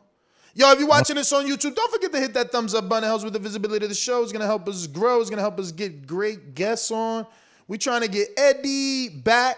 Looks like we're scheduled to have Steven Espinoza, so be on the lookout for that post. Showtime's executive Steven Espinoza will be on the show. We had Lou DiBella yesterday, and we had Eddie last month. We were scheduled to have Bob Arum, but I don't know what happened. We had to, he rescheduled. So, yeah, it's horrible. Make sure that you are a Patreon of TBV so you can ask all sorts of questions to all our guests. Also, if you want to drop a question or a topic for tomorrow's Border Wars show, which goes live at 7 p.m. Eastern, you can do so by clicking on the Border Wars question and topic link in the in the description here, or rather, should I say the chat? The chat. The chatty. But yeah, I'm going Young Vergil. What about you? Yeah, bro. So I said all that to say, like, yo, Young Vergil, he's the new warrior. He's the new Aztec warrior. Yo, Adrian just asked for your number. See what I'm saying? Yeah, I already had. He already had hit me. Yeah, he already had hit me up, chat. Yeah, he just texted me though, like, yo, send me Doomy's number again. He ducking me. Yo, it's crazy because he got it. He don't even know. I know. That's why he said again.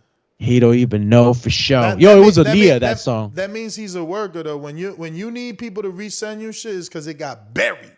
Yo, you getting so many messages. Aaliyah, that was the song, champ. Oh, it was Aaliyah. Oh yeah, because she did that for who people don't like anymore. Y'all know the name we don't speak of anymore. Yo, Canopy for me. It wasn't that song with this guy? What's his face? Tell him that stop singing. R. Kelly. Oh yep. See, told you the name we don't speak of. Yo, damn. Canna call you mean face. Yo, Canna just released a new premiere for Guillermo Rigondeaux. Make sure you come over to the Boxing Voice YouTube channel and check out that premiere. Shout out to everybody that watched part 2 of Buckhead Fight Club and was in the chat with me. I watched the whole thing. Yo, that's pretty dope. I'm actually really, really happy that they let us get that footage. Now we can actually show people. It had the commercials and everything. It's like a perfect example of what we can do Saturday and during Border Wars, you know. You love Pop Bar, bro. I'm like, damn, I was counting on one hand. I was like, damn, I need another hand. My man shouted out Pop Bar like 100 times. Did they send you some Pop Bar? Bro, they out here in Jersey. Yo, he cut a deal with Pop Bar in the back. Like, where is that, fams? Pop Bar was like, Doomy, you did the right thing, Doom. Classic meets. Yo, listen, we was doing our thing, man. We was doing our thing. It was dope, though. It was dope to, you know, call them fights, man. I can't wait for this Saturday, man. Yo, y'all was killing me too. He said my man with the gold shorts. He said I think it was A-side that said he had the Zelda shield. Oh yeah. What was that? Garner? Yeah. He was slick as hell though. He was slick super as hell. shape too, man. For real, man. It was crazy. Yo, let's get into the fucking calls, brother. Oh, the people have to speak. Let's see if my man K-Boxing in DC is available. Every time I go to K-Boxing, he doing something else. We hear his whole like background and like conversation and all that greatness. But yeah, man, you know, we gonna go ahead and let you know that on Saturday we gonna be doing our thing, man. It's going down, baby. August 14th. The showdown in A-Town, it's going down. TBV will be streaming these fights live right here on theboxingvoice.com. And you can also find it right here at youtube.com/theboxingvoice, where we will be commentating the live fight for Lorenzo Truck Simpson, the gift Darren Cunningham, and obviously De Lo Mio from the Dominican Republic, trained by Ken Porter Henry Martinez. Don't forget, right here on youtube.com/theboxingvoice, you can watch boxing absolutely free. Big names on TBV. Chim. K-Boxing in DC. What up?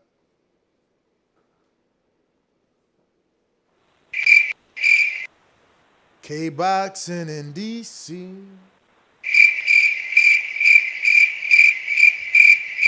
You got here with the quickets. Yo, why when I said K-Boxing in DC with that little melody, it reminded me of that 80s movie. Which one? Was it Grease? 80s. It was Grease. Wow. It was Grease, right? What year was Grease? That's probably like a 70s movie and shit.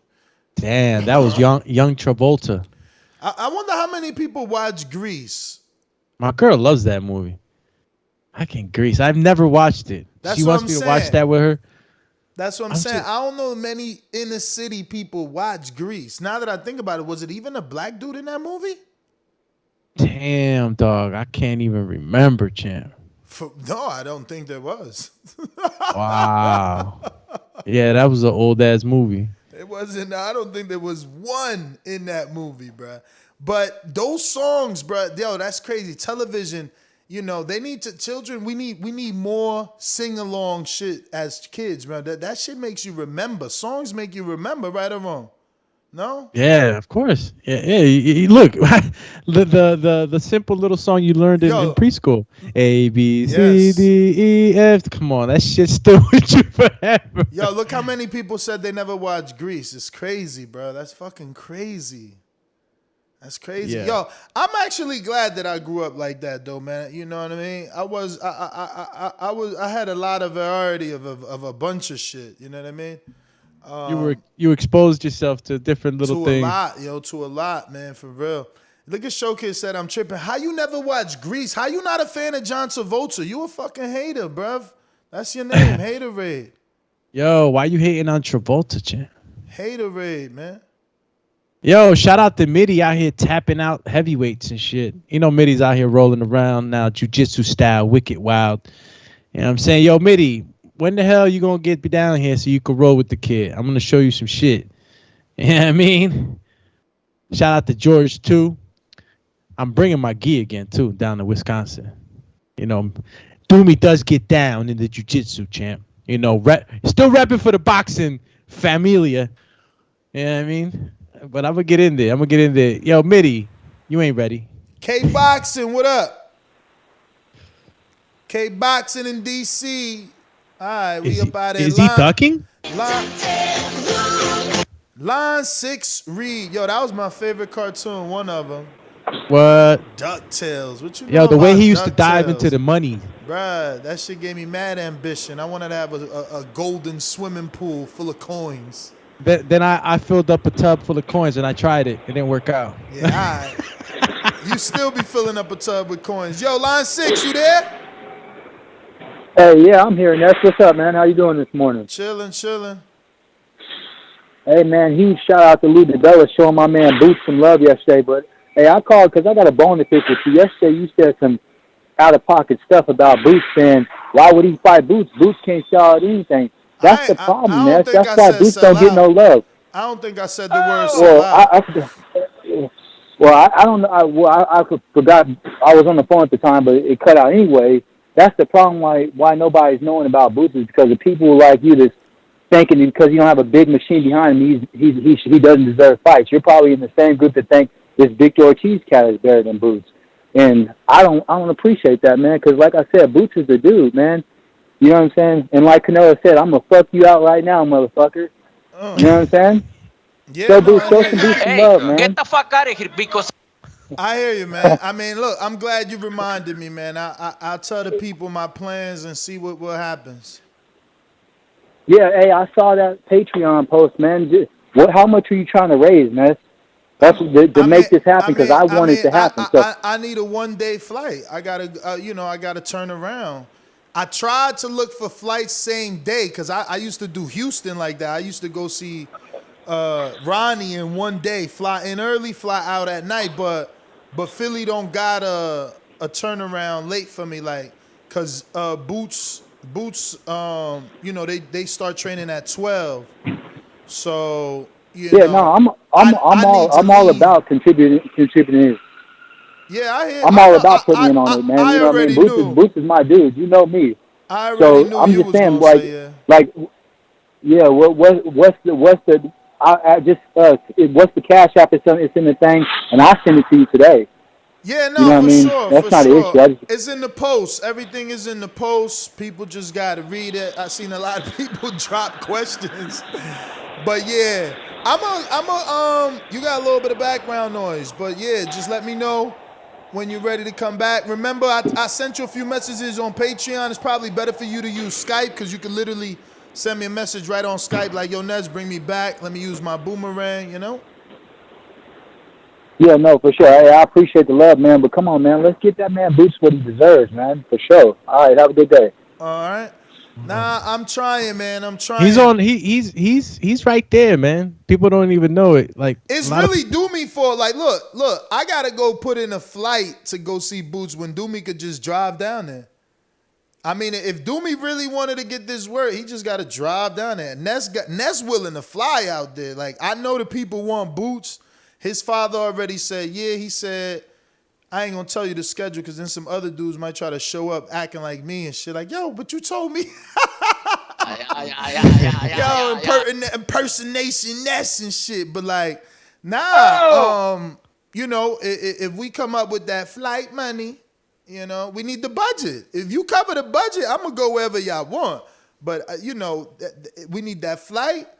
And if we can't find because I would prefer not to stay. Like, that's not what I want. It's not a vacation for me. I would rather fly in, get a flight out of here like 6:45, 6 in the morning. So, I'm at the airport by like 4 something, fly out by 6 a.m., land in Philly by 7 something, get a car, get myself situated, maybe meet up with Doomy. He could drive down, meet up with him, and then 12 o'clock, I'm in Boots' gym, do like 3-4 hours with Boots, and by 5 o'clock, I'm back in the airport. I mean, if Doomy was reliable, the truth is, like, I'll fly to Philly, or I could fly to Newark, And Nigga, fly over here to the crib. And then you gotta, but then if I fly to Newark, then we gotta drive to Philly, then we gotta drive back to Newark, which is a 2-hour drive. So that means we gotta leave Philly a certain time to make it to Newark a certain Broski, time. I've driven to fucking Alabama with you.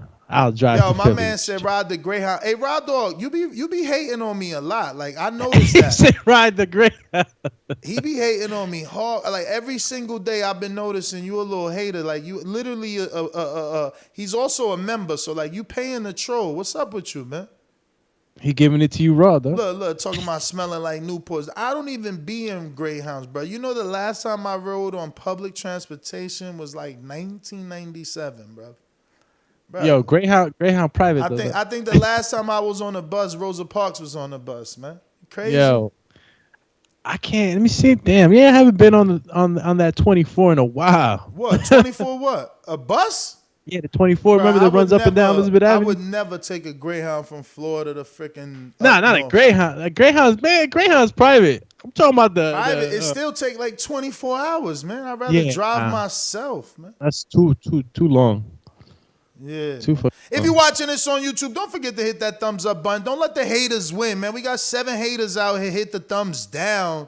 And we the Breakfast Club of Boxing, bringing you that boxing talk every single day. We just brought you a very high-profile, controversial guest due to the decision of his fight, Michael Fox. Yesterday we had Lou.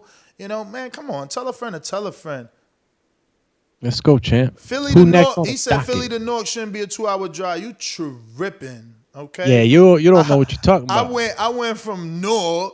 First of all, I wasn't even going. I was going from Elizabeth to Philly, and it was taking an hour and a half with no traffic. Yeah, that's the thing, right? Like when you're calculating these trips on your GPS, like it's just miles, right? But you got to take into account traffic. There's always something going on, and it turns out to be a little bit more than what you see on the GPS timing. For real. It always does. Line 6 Reset say something nice. I'm gonna tell you everything nice about him when I get in that gym. I need to see, like shout out Gabe Montoya. I know he never expected that, but like he said that when I started, he said, man, dudes need to get in the gym and be in there if you really want to cover this sport, man, because it's just a different level of understanding. You know, you can't see from the TV. You got to be in there with boots. You got to see how they train, man. I'm telling you, I've been to dudes' training camps where they hiding from my camera. I'm trying to record you on a bag, you going around a bag trying to hide them punches from. Like, hold up, champ, I'm here for you. Like, come on, man. So but I'm super excited they opened the door. I could be one of the first, you know, to give them that high level coverage. I know there's other gyms. I believe, shout out to YSM Sports. I believe they're always in there. You know what I mean?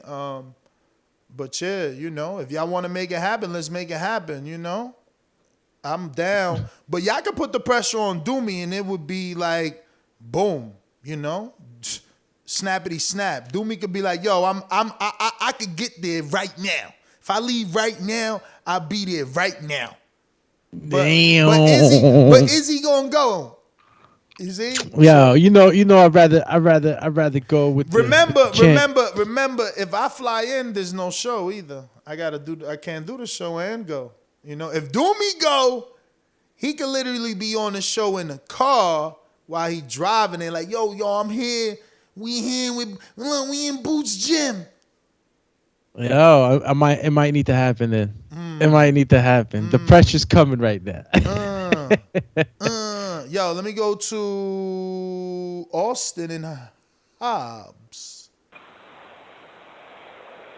Hey, good morning, Doomy. Good morning, Ned. Can y'all hear me? Yes, sir. Yeah, we hear you, Champy. Bet, man. I had to throw them TBB headphones away, but nah, Doomy. Hey, bro, we gonna have to roll. We're gonna have to roll in Border Wars, bro. I love to grapple. But bro, listen, George Monterey, who was the future mayor. Exactly. He was the one who sponsored the event last time, and he has a dojo, DEFCOM, combative karate schools, not karate, but jiu-jitsu and combative schools. So if you want, bring your gi, and I hit you with a lapel choke real quick.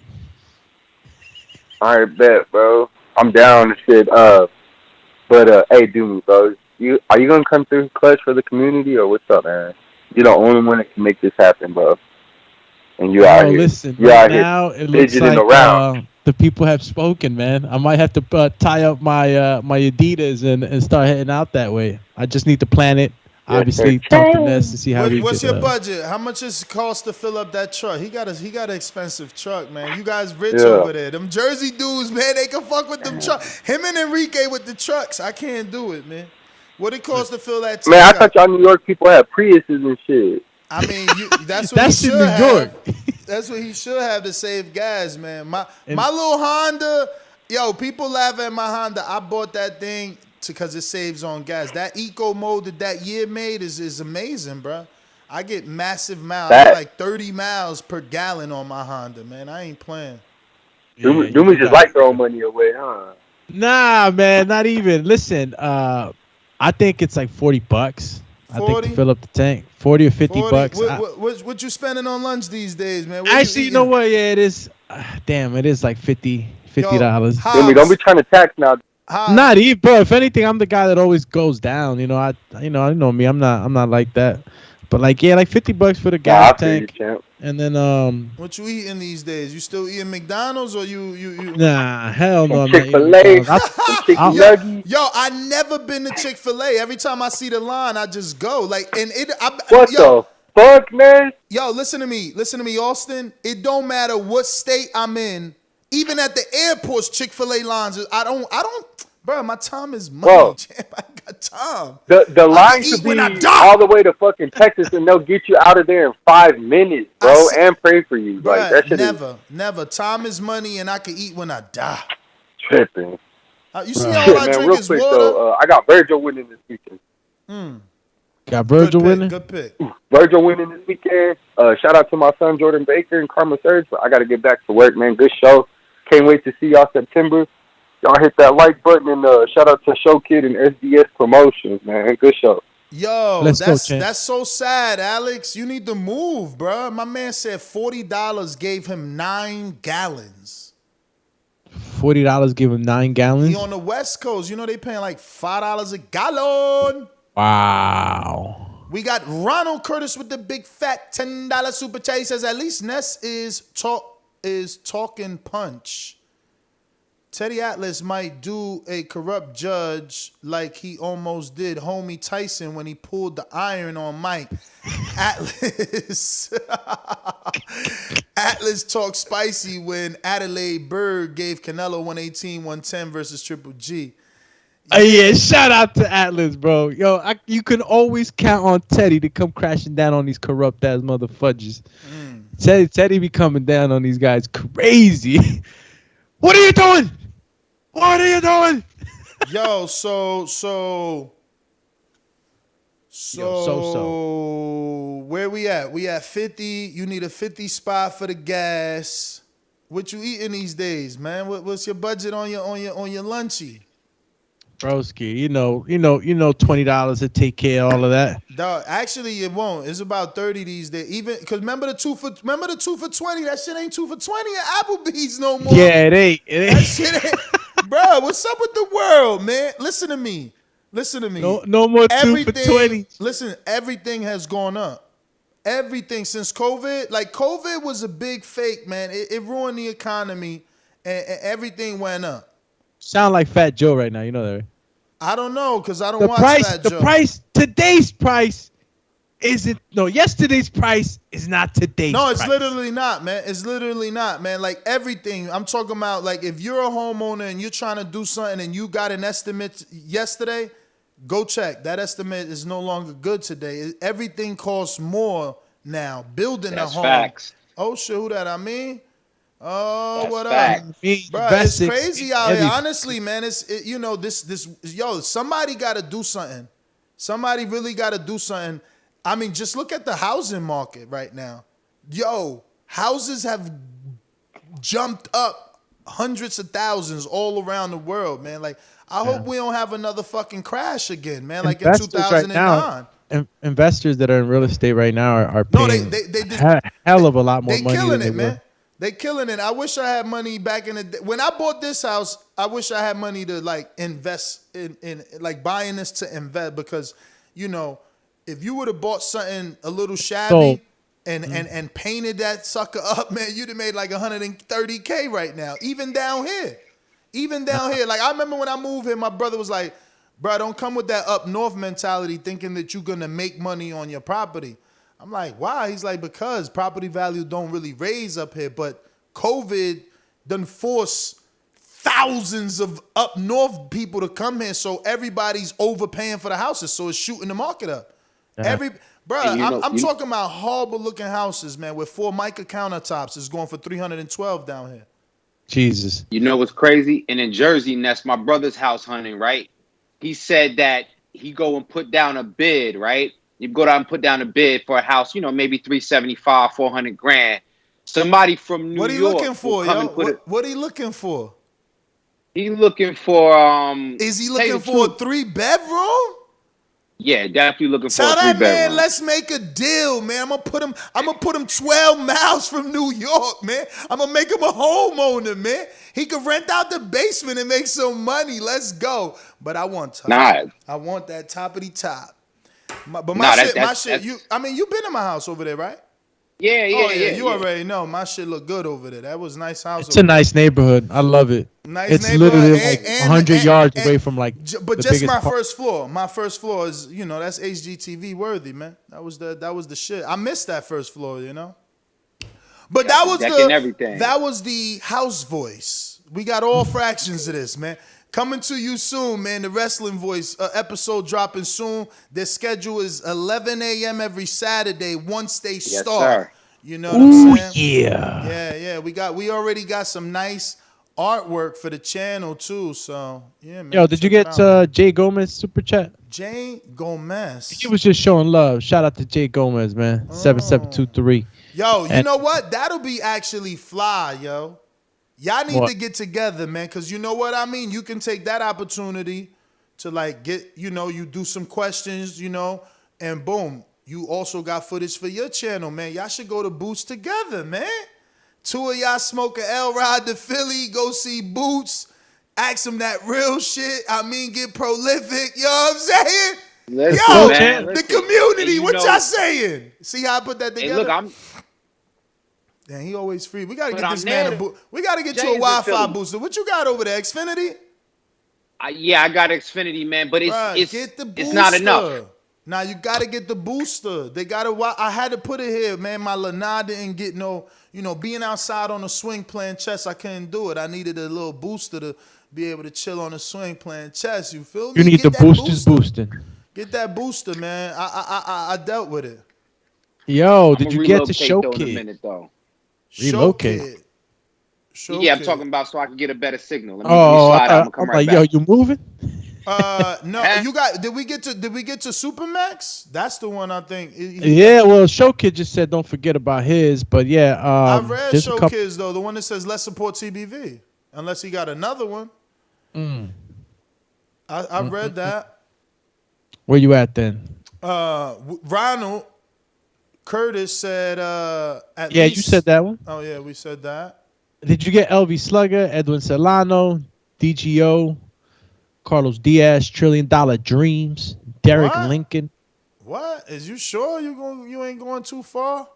I mean, I'm just looking at what it says on what I can see or what YouTube is allowing us to see. I don't know where you getting $1 Million Dreams, but Showkid's second one. Because you already said the boxing voice is more. We already said body work. Big Supermax says, I'm bringing a shark in my boot this time, just in case. He said a shank in his boot. But for what? for the fight, because Doomy stole the round knockdown from you. Jay Gomez just sent love. Then Ronald Curtis I read. We up to date. Yeah, you got it. Yo, it's crazy, right? I refreshed and the ones you just read popped up. But before I did that, it was the ones from yesterday. They acting up, YouTube. Come on, YouTube. You're in some sort of weird glitch in the Matrix. Okay, there's something new too, man. Let me see this. What? Super thanks. Where? Something new added to the YouTube repertoire. Is it what label is it on? The memberships or merchandise? Super. Go to Super. Super thanks. Where you see that? You do not have access to Super Thanks. Rest assured, it's coming soon. You'll be notified in your YouTube Studio dashboard when you have access. Where do you see this? I cannot wait for that one. Let's see what that's all about. King Amin is back like John Wick. Shout out to the whole TBV fam listening in right now. I know that we went this way and that way, but we are talking about Vergil Ortiz to defend his WBO International belt against former Crawford foe Egidijus Kavaliauskas, a.k.a. Langosta. Snap. Look at Coach Meyer said that Cassius Chaney and Richie Rivera, Popeye, are fighting this weekend on the same card. My Connecticut guys putting on this weekend. Flexing emoji. You know, Popeye, you know, you gotta holler at Brandon, man, because I reached out to Popeye for months, man. And, good. Yeah, man, that's how he made me feel too. Like he ain't got no time. You know what I'm saying? Like I can't stand it no more. I know he fighting for a regional too. I follow him. He posted he fighting for some sort of title on that card. So both of them are fighting, but they're not versing each other, right? Whoa, man, Popeye is like he was supposed to fight like one. What is he? Dion Middleweight? Nicholson. No, cruiserweight. He was supposed to fight Dion Nicholson, I think. Okay, I remember the conversation now. Okay, Popeye. Well, Popeye. let me get to these callers, man. Who we got up in here looking like Coach Myers? Boomerang, what up? Coach Myers. Yo, y'all can hear me? We do. We do, champion. Yo, good show. Shout out to you, Ness. Keep working. Same with you. My former trainer, you know, he only looks after his prized possession now. You know what I mean? I guess I'm in the back burner. I'm in the back burner of the stable. Bro, listen, link up. There's no holidays. Obviously, this weekend's going to be the fight. But link up, man. Once a week, bro. If I could get you once a week, I'll pour everything I got in there. You know, I'm just fucking around with you. But hey, listen, that card you're gonna be on it. Like, where's that gonna be? Is that gonna be on the app? Is that on TV? It's right here on YouTube, baby. Right here on. Oh yeah. I forgot you doing that. My fault. All right, well, I'll definitely tune into that, but I'll be at Cassius and then fight also. So I'll be back and forth, but I'll definitely be supporting you at the same time. But that's my call. Cheap, Coach Myers, right. Yeah, man. Raw Dog is correct. Nico Ali. I know he's got another last name, but ain't nobody gonna care. Like, they marketing him as Ali's grandson. He's always gonna be an Ali. But Nico Ali makes his pro debut, I believe, this weekend as well, right? Yeah, that would be Nico Ali Walsh is his last name. Nah, we gonna drop that, man. We don't need that. Polite had two last names. We dropped that too. You know, we gotta do what's better for the marketability. True. I'm sure his pops is mad though, because you're like, yeah, I know you Muhammad Ali grandson, but you my son. I'm Jimmy Walsh. I mean, if his pops is smart, listen, his pops is obviously smart, because we all know how Muhammad Ali is passed, but they're circulating a video. Top Rank is circulating a video of Nico getting words of like encouragement from Muhammad Ali before he passed about turning pro or something like that. I didn't really, it's out there though. You can see it. And that being said, yeah. So they're definitely conscious of the marketing machine, and they going with it, and they should. If I had a grandson with Muhammad Ali last name, we using that. If I was a Floyd, we using that. So he's a pro, but has no fights. He's turning pro. It's called the debut, Doomy. Oh, okay. I'm sorry. For some reason I thought Yeah. Yo, what's up with Rolly, man? Rolly trying to play my man out, man. Oh. Yeah, chill, champ. Because I'm seeing it here on the box rec. Got Nico up right now. Line 6, Doomy, is a wrap. Now he said, I just sent you $100. I'm about to send a little bit more. Tell Doomy, give me a date and time when him and Amin going. It's a wrap. Look, I just got the email. First 100 contribution. He said 1 or 2. I want boots. Ring the alarm. Yo, shout out. 1 of 2. He's sending 2 bills over, man. What's up? Like, why you got that you supposed to be firing right back? Like, I'm about to shout out I'm about Line to tell 6. I mean, am I Philly. scooping you up or what, Chin? Listen, I'm there. What days you available? When we talking? What days you available? It's got to be a weekday. I mean, word, Doomy. You might have to do this one alone. Nah, listen. Nah. This is for the community. Your Doomy ain't doing it alone. You want to know why? Because we not sending Doomy alone. Yeah, I mean, we not sending Doomy alone. We sending it Doomy, back. And look, I was saying, my brother Jay that came down to Border Wars. He's in Philly. He's staying in Northeast Philly. Okay. So we plugged in down there. You know, a couple of my Isaiah Wise is down there. A couple of my other people's down there. So when we get to Philly, you know what I mean, we're gonna be well acquainted. All right, there you go. Let's make go, sure y'all man. get a Philly cheese. I know that sounds very cliche, but make sure y'all get one over there, man, because they actually good. Where'd it go? We going to Max's for sure. We going in the hood. We going to Max's. Delicious. Max's. I don't think we went to Max's. Which one's the one that Danny told us to go to? We went to a few, man, because you know we got a lot of recommendations out there. All right, it is what it is. We're gonna schedule this.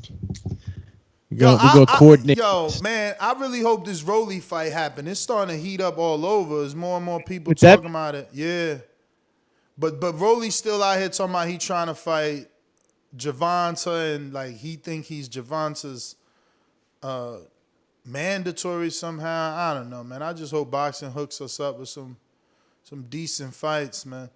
Let me keep these lines moving. We got Supermercado. Nah, yo, my bad. That just reminds me of Vuelta Mercado. Remember Vuelta Mercado? But Supermax, what up? BoxingWords.com. Poloki, you are next, my friend. Por eso lo vuelvo a repetir. La era del Canelo la mejor porque peleó con los mejores. La suerte es para los mediocres, my friend.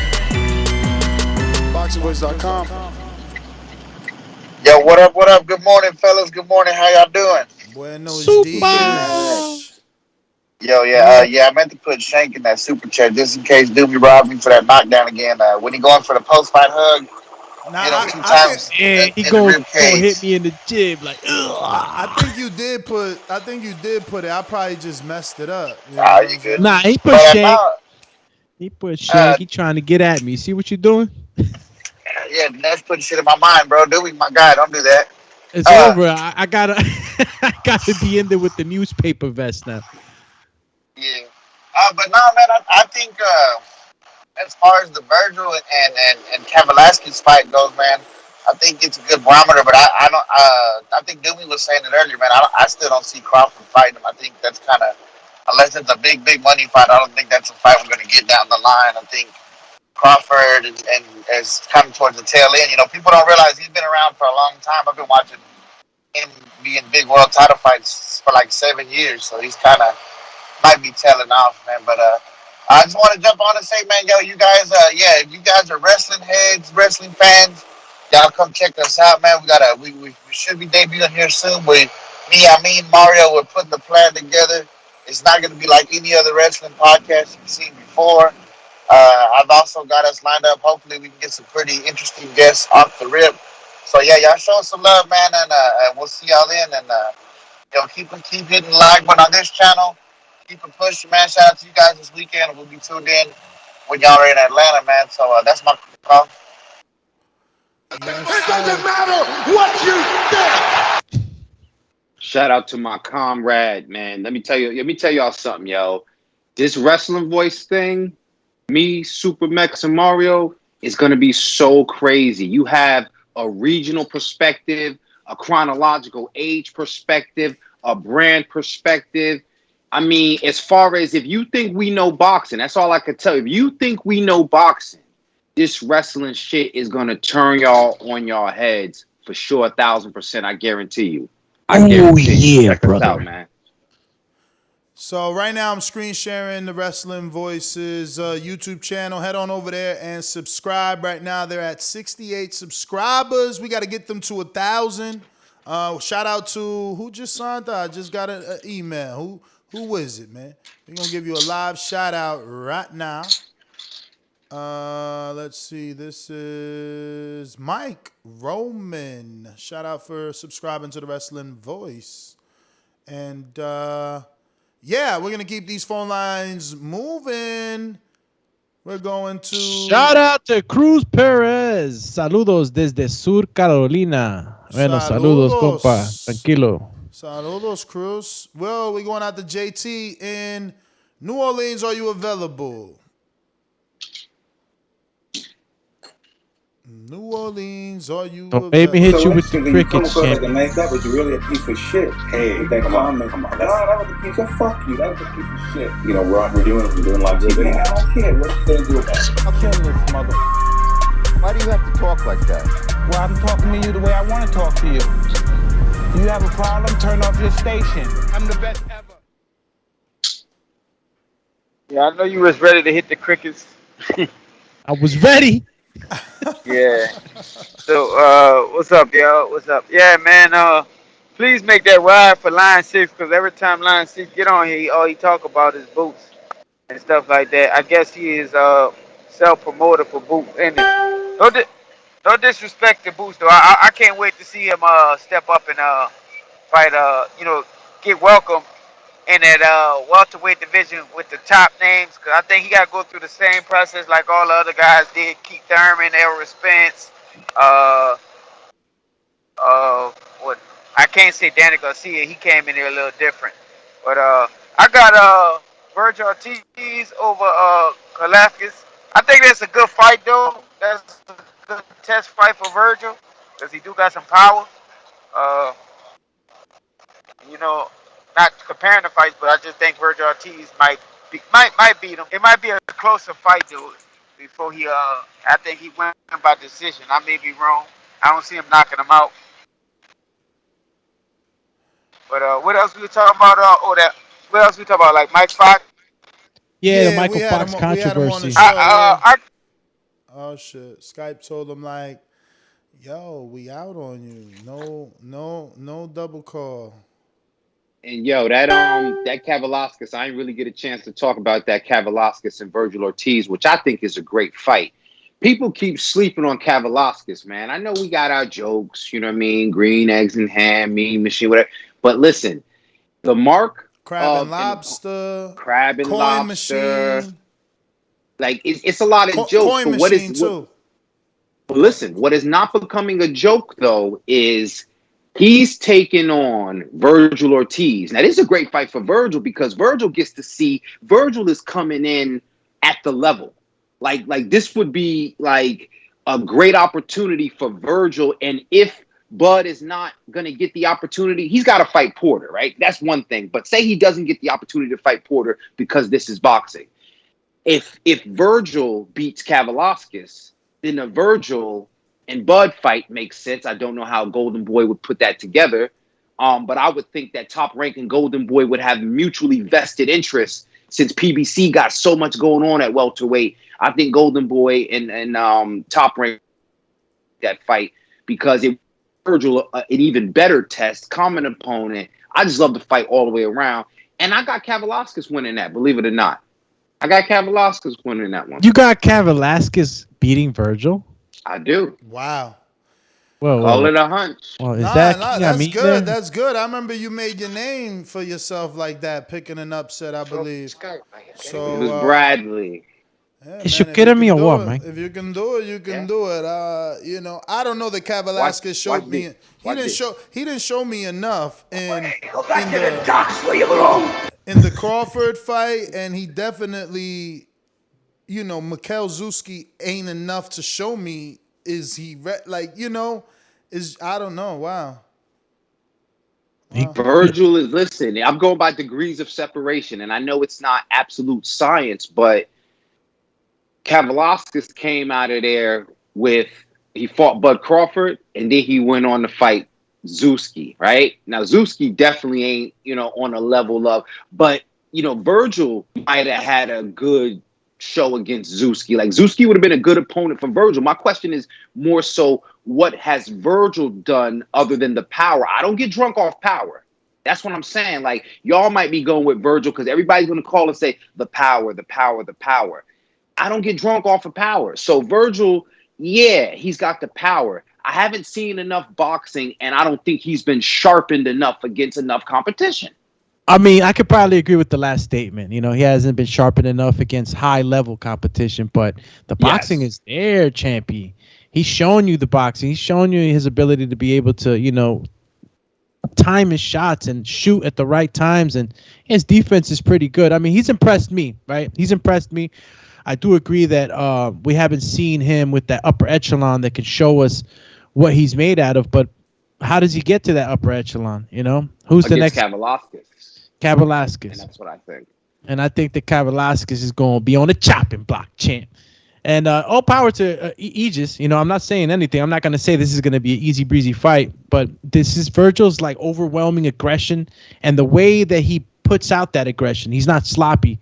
It's just, to me, it's something that very few fighters can do. You know, you got a lot of fighters, like we spoke about Margarito and the type of fighter Margarito was, and his ability to, you know, give you aggression and a good placement on his punches. And Vergil gives me that, but it's just with him is more veracity. You know, Virgil's really trying to take you out. He has a good killer instinct. I think that I think he's ready now for that upper echelon, and we're going to see this in the Kavaliauskas fight. You'll see. Mark my words, putting that energy and trying to stop Kavaliauskas might be his downfall. That might be the factor right there. He just plays into it. He's going to play into it. That's his style too. That's his style too. Maybe you're right in the sense that you know, Virgil's going to have to find a way to box. You know, he's not going to go head on bull straight with the Aegis. I think that his team is going to be a little smarter about that. So you might be right about that. It's not going to be something that he's going to want to just go in there and steamroll. I couldn't get. Oh, what was that? It was your man's in the nest. Call is back alive. The back call is back alive. Let me get to Chicago. My town up in K-Town. Hey, Daddy, this a dollar beat. I drink soda, I eat pizza, I hang out with chicks all day. These fighters still can't beat me. They fighting every day, they in the gym every day. Just give me 6 weeks, and I got it. BoxingVoice.com.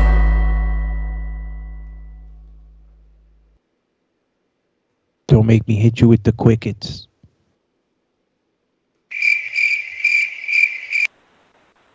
Steve, what up? Hello. Steve. Hear me? We do. We hear you, champ, loud and clear. Morning. Doomy's just impatient. Oh, good morning. I'm sorry. The crickets just sometimes swarm onto the field. Good morning. Good morning. Yeah, I like how Amin broke it down. I'm not picking Mean Machine, but you know, this would be good. You know, Dazn has finally woken up. We finally get a good fight from there. I don't know what to say as far as you guys had a great guest, man. Shout out to Brandon from Houston bringing in these guests. He's really been doing a great job for you guys. Yes, sir. Yeah, I don't know. This is finally a good fight. We got a good fight this weekend, and I don't really have much to add to already what was said. Just looking forward to the fight. Who you picking? I'm picking Vergil. I don't know if it's going to be a knockout. I think it might go to like a decision. But we'll see. All right. Steve in Chicago. We going out to Georgie Porgy. Yo, first of all, let me say, I don't pay Showtime to see you all there, not even putting a goddamn motherfucking effort. If I want to see two motherfuckers just fight, I pick up a fight with somebody in the street. Don't need that shit. You don't love that sport, my dude? Just move along. Gone. Fuck you. Next. What a great show. Thumbs up, donate. Hey, yo! What's happening, people? Yo. Georgie. What's happening? Yo, shout out to the guy to Chicago. Yo, you seen Speedy Gonzalez? You remember Speedy Gonzalez used to have a cousin, and he was mad slow, and he took real slow, That remind me of that dude from Chicago. Remind me of his cousin, Speedy Gonzalez's cousin.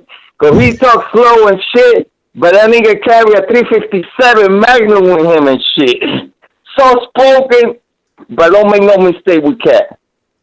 Anyway, to the topic, the fucking mafias. How long you guys gonna keep fucking going after the referee? Goddamn referees. The referee, the judges, the referee, the judges, the referee. Nigga, get the fuck out of that fucking hamster wheel already. Everything comes from the top. WBA Mafia. How many fucking judges you gonna punch, Ness? How many? You only gotta punch one. It's ridiculous, bro. We always back to the same shit. Back to the same shit. The judges, the referee. Y'all motherfuckers stupid. Straight up. There is no consequences. What, you gonna beat every fucking judge? You gotta go to the top, baby. Brother, shit goes down the hill. You gotta try and increase that vocabulary, man. Every third word is a No, fuck that. This is the time to outrage, bro. This is the time to curse and be outraged. Nah, man. What you mean? Outrage doesn't have to do with profanity, man. Like, you could be mad with choosing, a little bit better vocabulary so that, the callers can listen to the show while they driving in the car, with whoever they may be with. Like, hey, so I gotta think about the kids, huh? Let's think about the kids and the vocabulary. I'm just saying, that's the lyric. It's called excessively cursing. That's what it's called, Whatever, Ness, whatever. The message is the message, baby. Regardless how many bad words you consider it there, the message is the message. The mafias are fucking you. I know, and you can deliver. Simple as that. You can deliver that message with less profanity so that it can get further. But when the playback is heard, anyone that is of authority or of power, they're gonna cringe at the amount of curse words and tune away. Your message won't get heard. They'll label your message under ignorance because of the vocabulary. Look, I'm a victim. I get excited too and say the wrong thing. I'm just, I'm trying to give my fellow man a pickup. And I'm a advocate for my man Georgie. He's the Hector Lavoe of boxing. He's very passionate, a lot of passion. You know what I'm saying? He can't help himself. He can't help himself. This Shout dude out to Georgie. is too much. He said like Hector Lavoe. Passion, man. He's passion. Yo, who the fuck is this? Yo, why don't I know this number by heart? And I keep asking. I know it's my. It's like 1,000 numbers and shit. You got to know by heart. No, but it's like. Yo, who is it? Is it? I keep always saying JT in Miami, but I think it's not. I think it's Ricky, man. But Ricky's in Florida, not with a Miami number, so I'm lost. I'm lost right now as to who this can be. Let's see. Is it my man JT? Who is that? From Nueva Miami. Nueva Miami. Let's see. Yo. This is Christian. Christian. It was nowhere near your head. Nowhere. What up, Christian? Not much, man. I gotta say that Georgie logo. You gotta say all the mamajuana, man. That's a lot of mamajuana for the breakfast time. For real. I mean, I want to talk about Ortiz versus Crab and Lobster. I think it's gonna be a good, decent fight before the 5th round, but after the second half, I think Ortiz takes advantage and he scores a late knockout. I say 9, 10, 11. If I was a betting man, I would definitely put something down for me. 9th round to the 12th round. Now, my question, guys, is that after Ortiz wins this fight, where does he go? Because, with Bud might fight Porter. If Bud wins, they might do the Spence and Crawford fight. Where does Ortiz go after this? Because I know he's a bunch of mandos for everybody. All the way up. He go from here. He solidified his contender status. If he gets a good win here, he solidified that contender status. Also, Ness, I wanted to talk yesterday before Lou. Go ahead. No, I was gonna say, bro, that's a Okay, great brother, I'm question. listening. I think Christian. I think he could have his choice of even a Tank at 147 if he beats Crab and Lobsters. Ortiz, that is. And then also, we're talking about yesterday. What do you guys think about who wins between a fight between Tank versus Sabrias Matias at 140? What do you guys think about that fight? Man, Tank. I go with Tank, brother. Yeah, the boxer. I gotta But go with that would be a hell of a fight, though. That would be a hell of a fight, though. I don't know about all that, man. I mean, you know that. It's better than what you're proposing. I don't want to see Amir Khan. Amir Khan won the Arab Championship over there in Dubai against Billy Dib. You know what I'm saying? Like, I don't want to see Amir Khan. Amir somebody. Sabril would be excited if he got an Amir fight. Ese tipo muerto, man. I hear you, man. I hear you, but yo, he's a necessary dead man. You need that man on your list. Yeah, I understand. Hey, but you guys, man, keep doing your thing. I appreciate the interview with Lou DeBella. It was amazing, man. Like, to hear somebody like Lou really go behind the scenes, man, and speak up for the sport. I hope the sport changes, but you guys have a good morning. You too, brother. Appreciate it. Shout out to you. Michael Fox is Michael Fox suspended? No, everybody gets suspended after the fight for whatever reason, for a matter of days or months. It depends. What does it mean to get suspended remember, indefinitely? when you fight, you can't fight again for the next 2 weeks. So, and then if you get knocked out, you can't fight for the next 90 days. But you know, it's all politics, man. Somebody get you approved in 30 days in the right commission. But you got this super chat by up, down, left, right, BA, select, BA, start. No, I think not. My That's Contra. Damn. My man's screen name is up, down, left, right. Left, right. That was the code. I get it. Bud will fold Virgil. It's a waste of time for him to fight him. Bud has 3 fights left, in my opinion. Porter, Spence, Ugas, or whoever has the WBA strap. Hawk, Miami. Maryland. He in Maryland. What am I talking about? You in Miami. Hawk, you on vacation? Yeah, I wish I was in my. Yeah, I'm on vacation in Miami right now. That's some wild shit, bro. Hey, excuse my language. That's some wild stuff. Hey, what's up to the TBV? What's up, Ness, Doomy, and all? Hey, y'all got me? Yeah, we hear you, brother. Oh, okay, I can hear you. Okay. First off, I saw something last night, so I just got to give him a shout out. I want to shout out Jada Kiss. Jada Kiss say all them dudes got jury on, ain't none of them rich. My goodness, that boy was off the chain. I saw that thing last night. That was all right. But he lit their ass up, man. Jada Kiss lit them up. Yeah, he a comedian. Shoot. Oh my goodness, he lit them up. The fight, Vergil Ortiz. Man, I'm going to say Vergil Ortiz, most of them undefeated guys that get up to like 16, 15, when they get to that far, 16 and 0 and stuff like that, and they got a lot of momentum behind them. A lot of times, bruh, it's going to take a lot to take that type of dude out. That dude got a type of confidence. You know, even in his last fight, he was sick when he was fighting. He was still basically getting off of that, he had caught that COVID. So, but the fact that the other guy is pretty good, he dropped. That's the dude. Kavaliauskas dropped Terrence Crawford, didn't it? Mm-hmm. Arguably. Yeah, to me, it looked like he dropped him. He was down on one knee. It looked like, but yeah. Then when you're in that stage, I got Vergil winning. It's going to be that dude's too determined. He's too determined at that age, at that particular stage. I don't got Kavaliauskas doing. I got him working though. He's a good fighter. I got Vergil on this one though, bro. And another thing, I hear about the Tank things.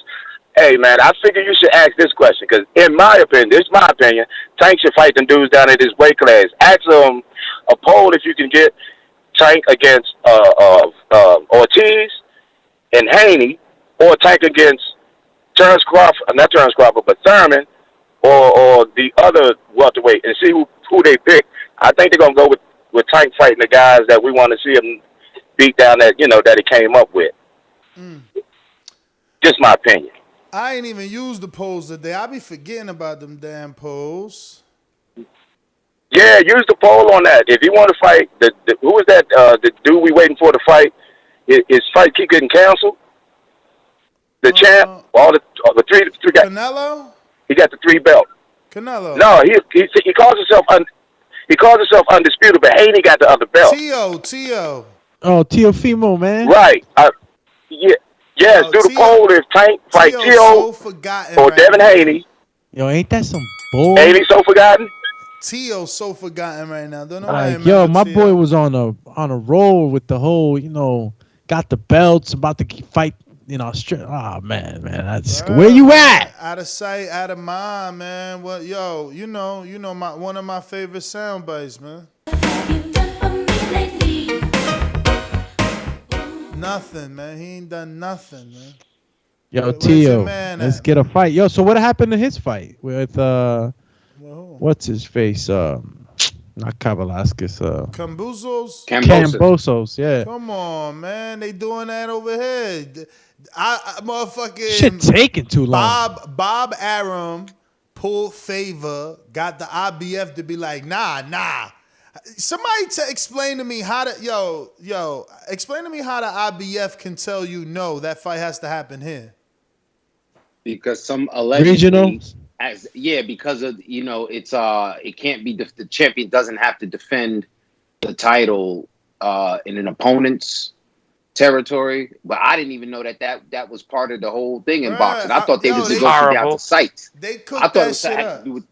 With the sites and what what venue get the most money. I didn't know it had anything to do with like baseball, like you know what I'm saying. I guess when we say leverage, when you got the belt, you got leverage. That's one of the things, right? That you got leverage on. If the territory calls for it. But as the champ too, you should be able to say, yo, if going to over here gets me more money, if I would say, yo, what am I gonna take a $4 million gate in California versus maybe a $6 million, $7 million, $8 million gate in Australia? Well, they negotiate that shit, right? If the champ is gonna get more money going across the pond, and the governing body knows that, offer them a little bit more money, and the fight can happen over there. I think that the negotiations, as long as everybody's pockets filled in the right way, I think things can happen still. Pacquiao's still a plus 170 on my bookie, man. That's great. What is it? Plus so what? That means if you think Pac gonna win and you put 100, you making $270. So you don't think Pac-Man can win? That's what I'm saying. If you think he could win, the time is now to jump on this shit. $1,000 makes you back fucking, $1,100 and actually $1,270 or so okay. So the odds are for Errol, right? Or are they for Manny? Now, as far as betting, obviously you get more money for Manny. The favorite is Earl. Okay. But that's Manny Pacquiao we're talking about. You know what I'm saying? If you believe in Manny, you bet 1,000, bruv. You making 1,700. Time is now. 1,700 if you bet 1,000 on Manny, who's a plus one. That's almost 2-1 on a legend.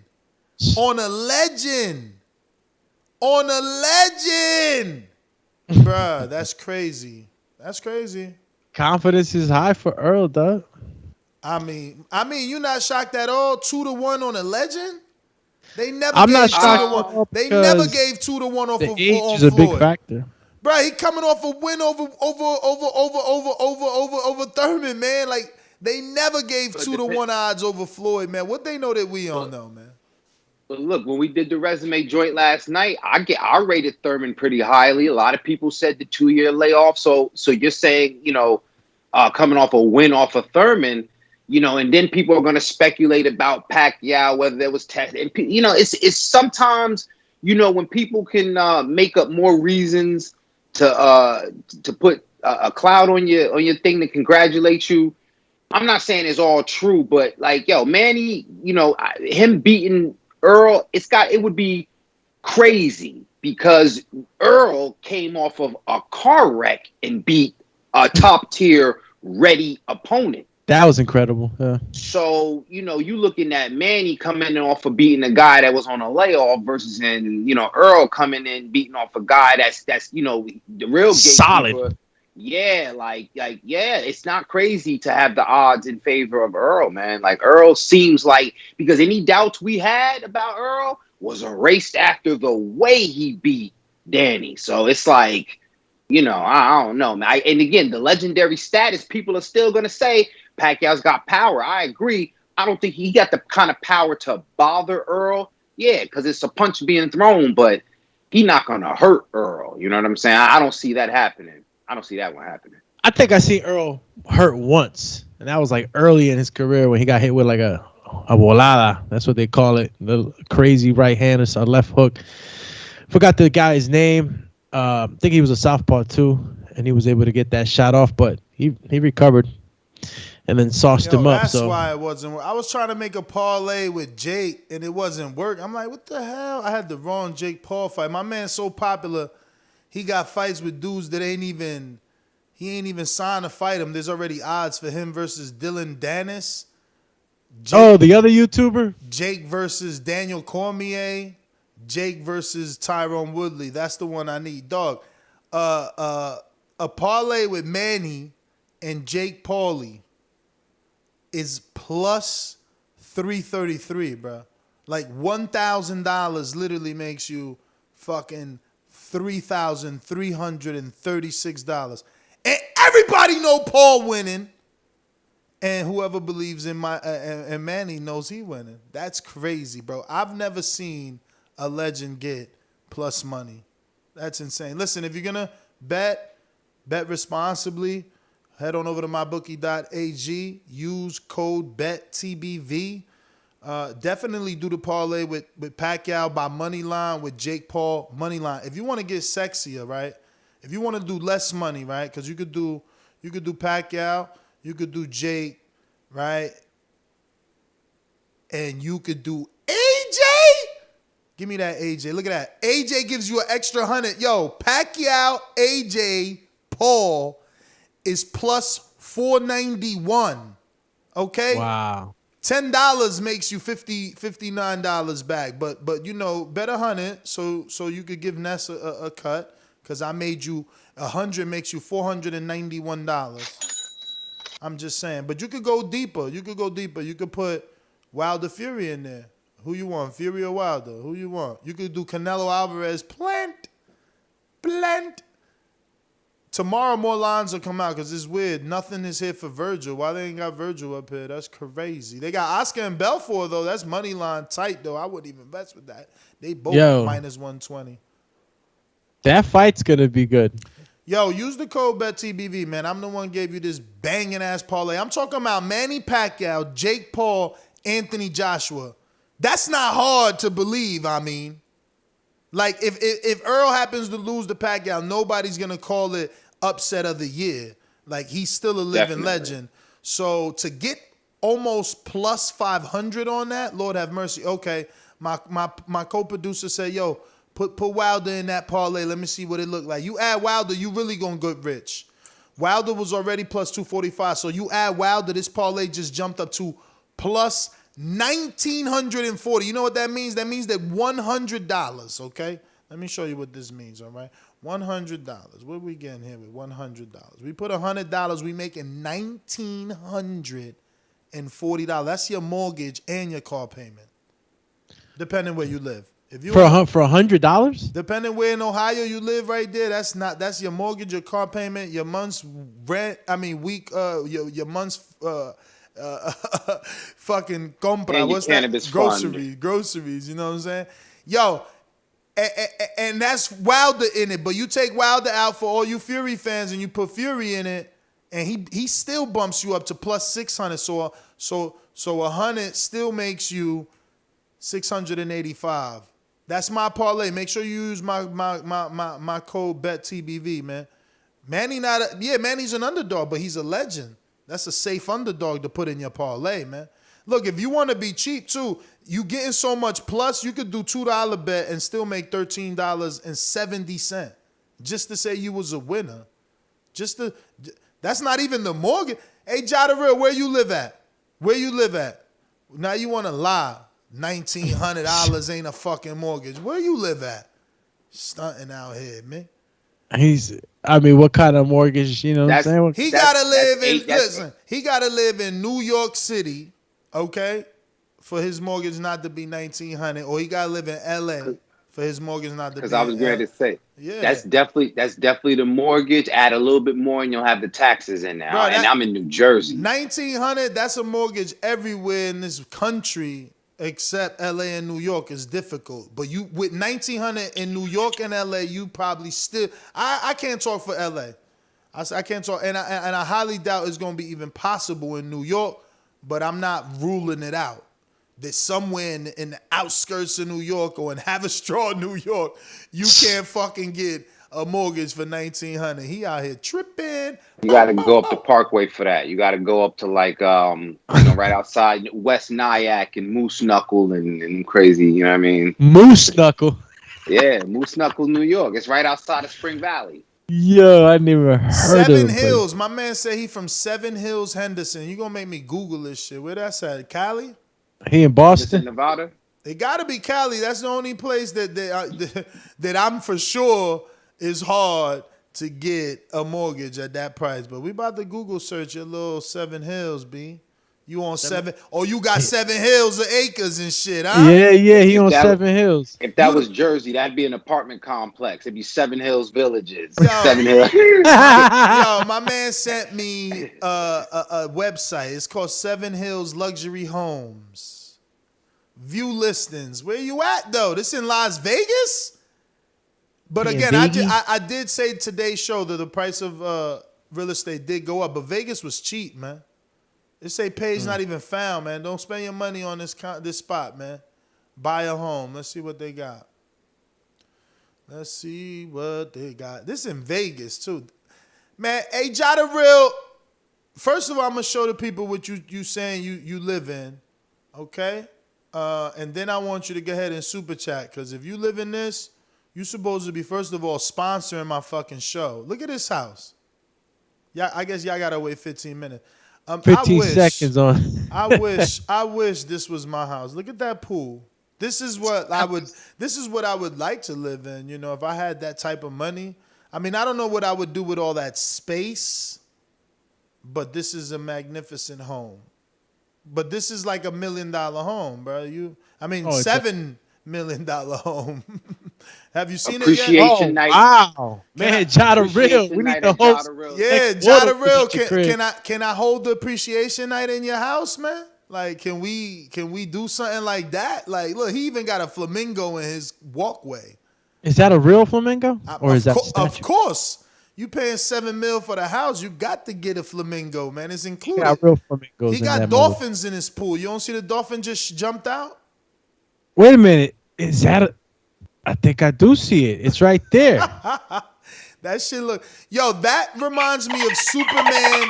Is that Superman 4, Lex Luthor, when he got Superman all in the pool with the chain to the kryptonite ball? That's what this reminds me. This looked like Iron Man's house. This is a resort. This is very, very nice. Josh said 600,000, so it ain't this one. Send us pictures of what yours look like, man. We want to see what yours look like at 600 in Vegas. 600 in Vegas is actually nice, though.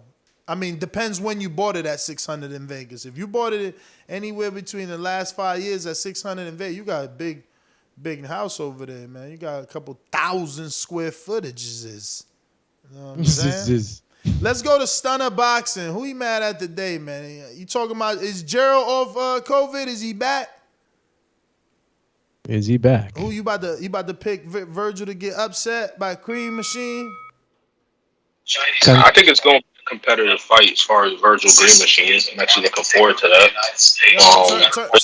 Turn the TV off, champ. You tripping. We hear the whole news in the background. You hear me now? Yes. All right. Nah, but I'm looking forward to the fight with Vergil and Green Machine. I think it's going to be competitive. Virgil's the favorite, but like I said, it's going to be competitive. But check this out. Something that just happened, unrelated. What happened? Before I came to TBV, I was watching this little like this dude Mike Lindell's doing this little thing, Cyber Symposium thing, unrelated to boxing, right? So I'm just watching this. So at a certain segment, he's talking about athletes controlled by China, and towards the end, he shows a clip of Tyson Fury punching Deontay Wilder, right? Now, like I said, this is unrelated to boxing, but that shit had me thinking. I'm like, hold up. But that he's talking sounds about related to boxing. Check.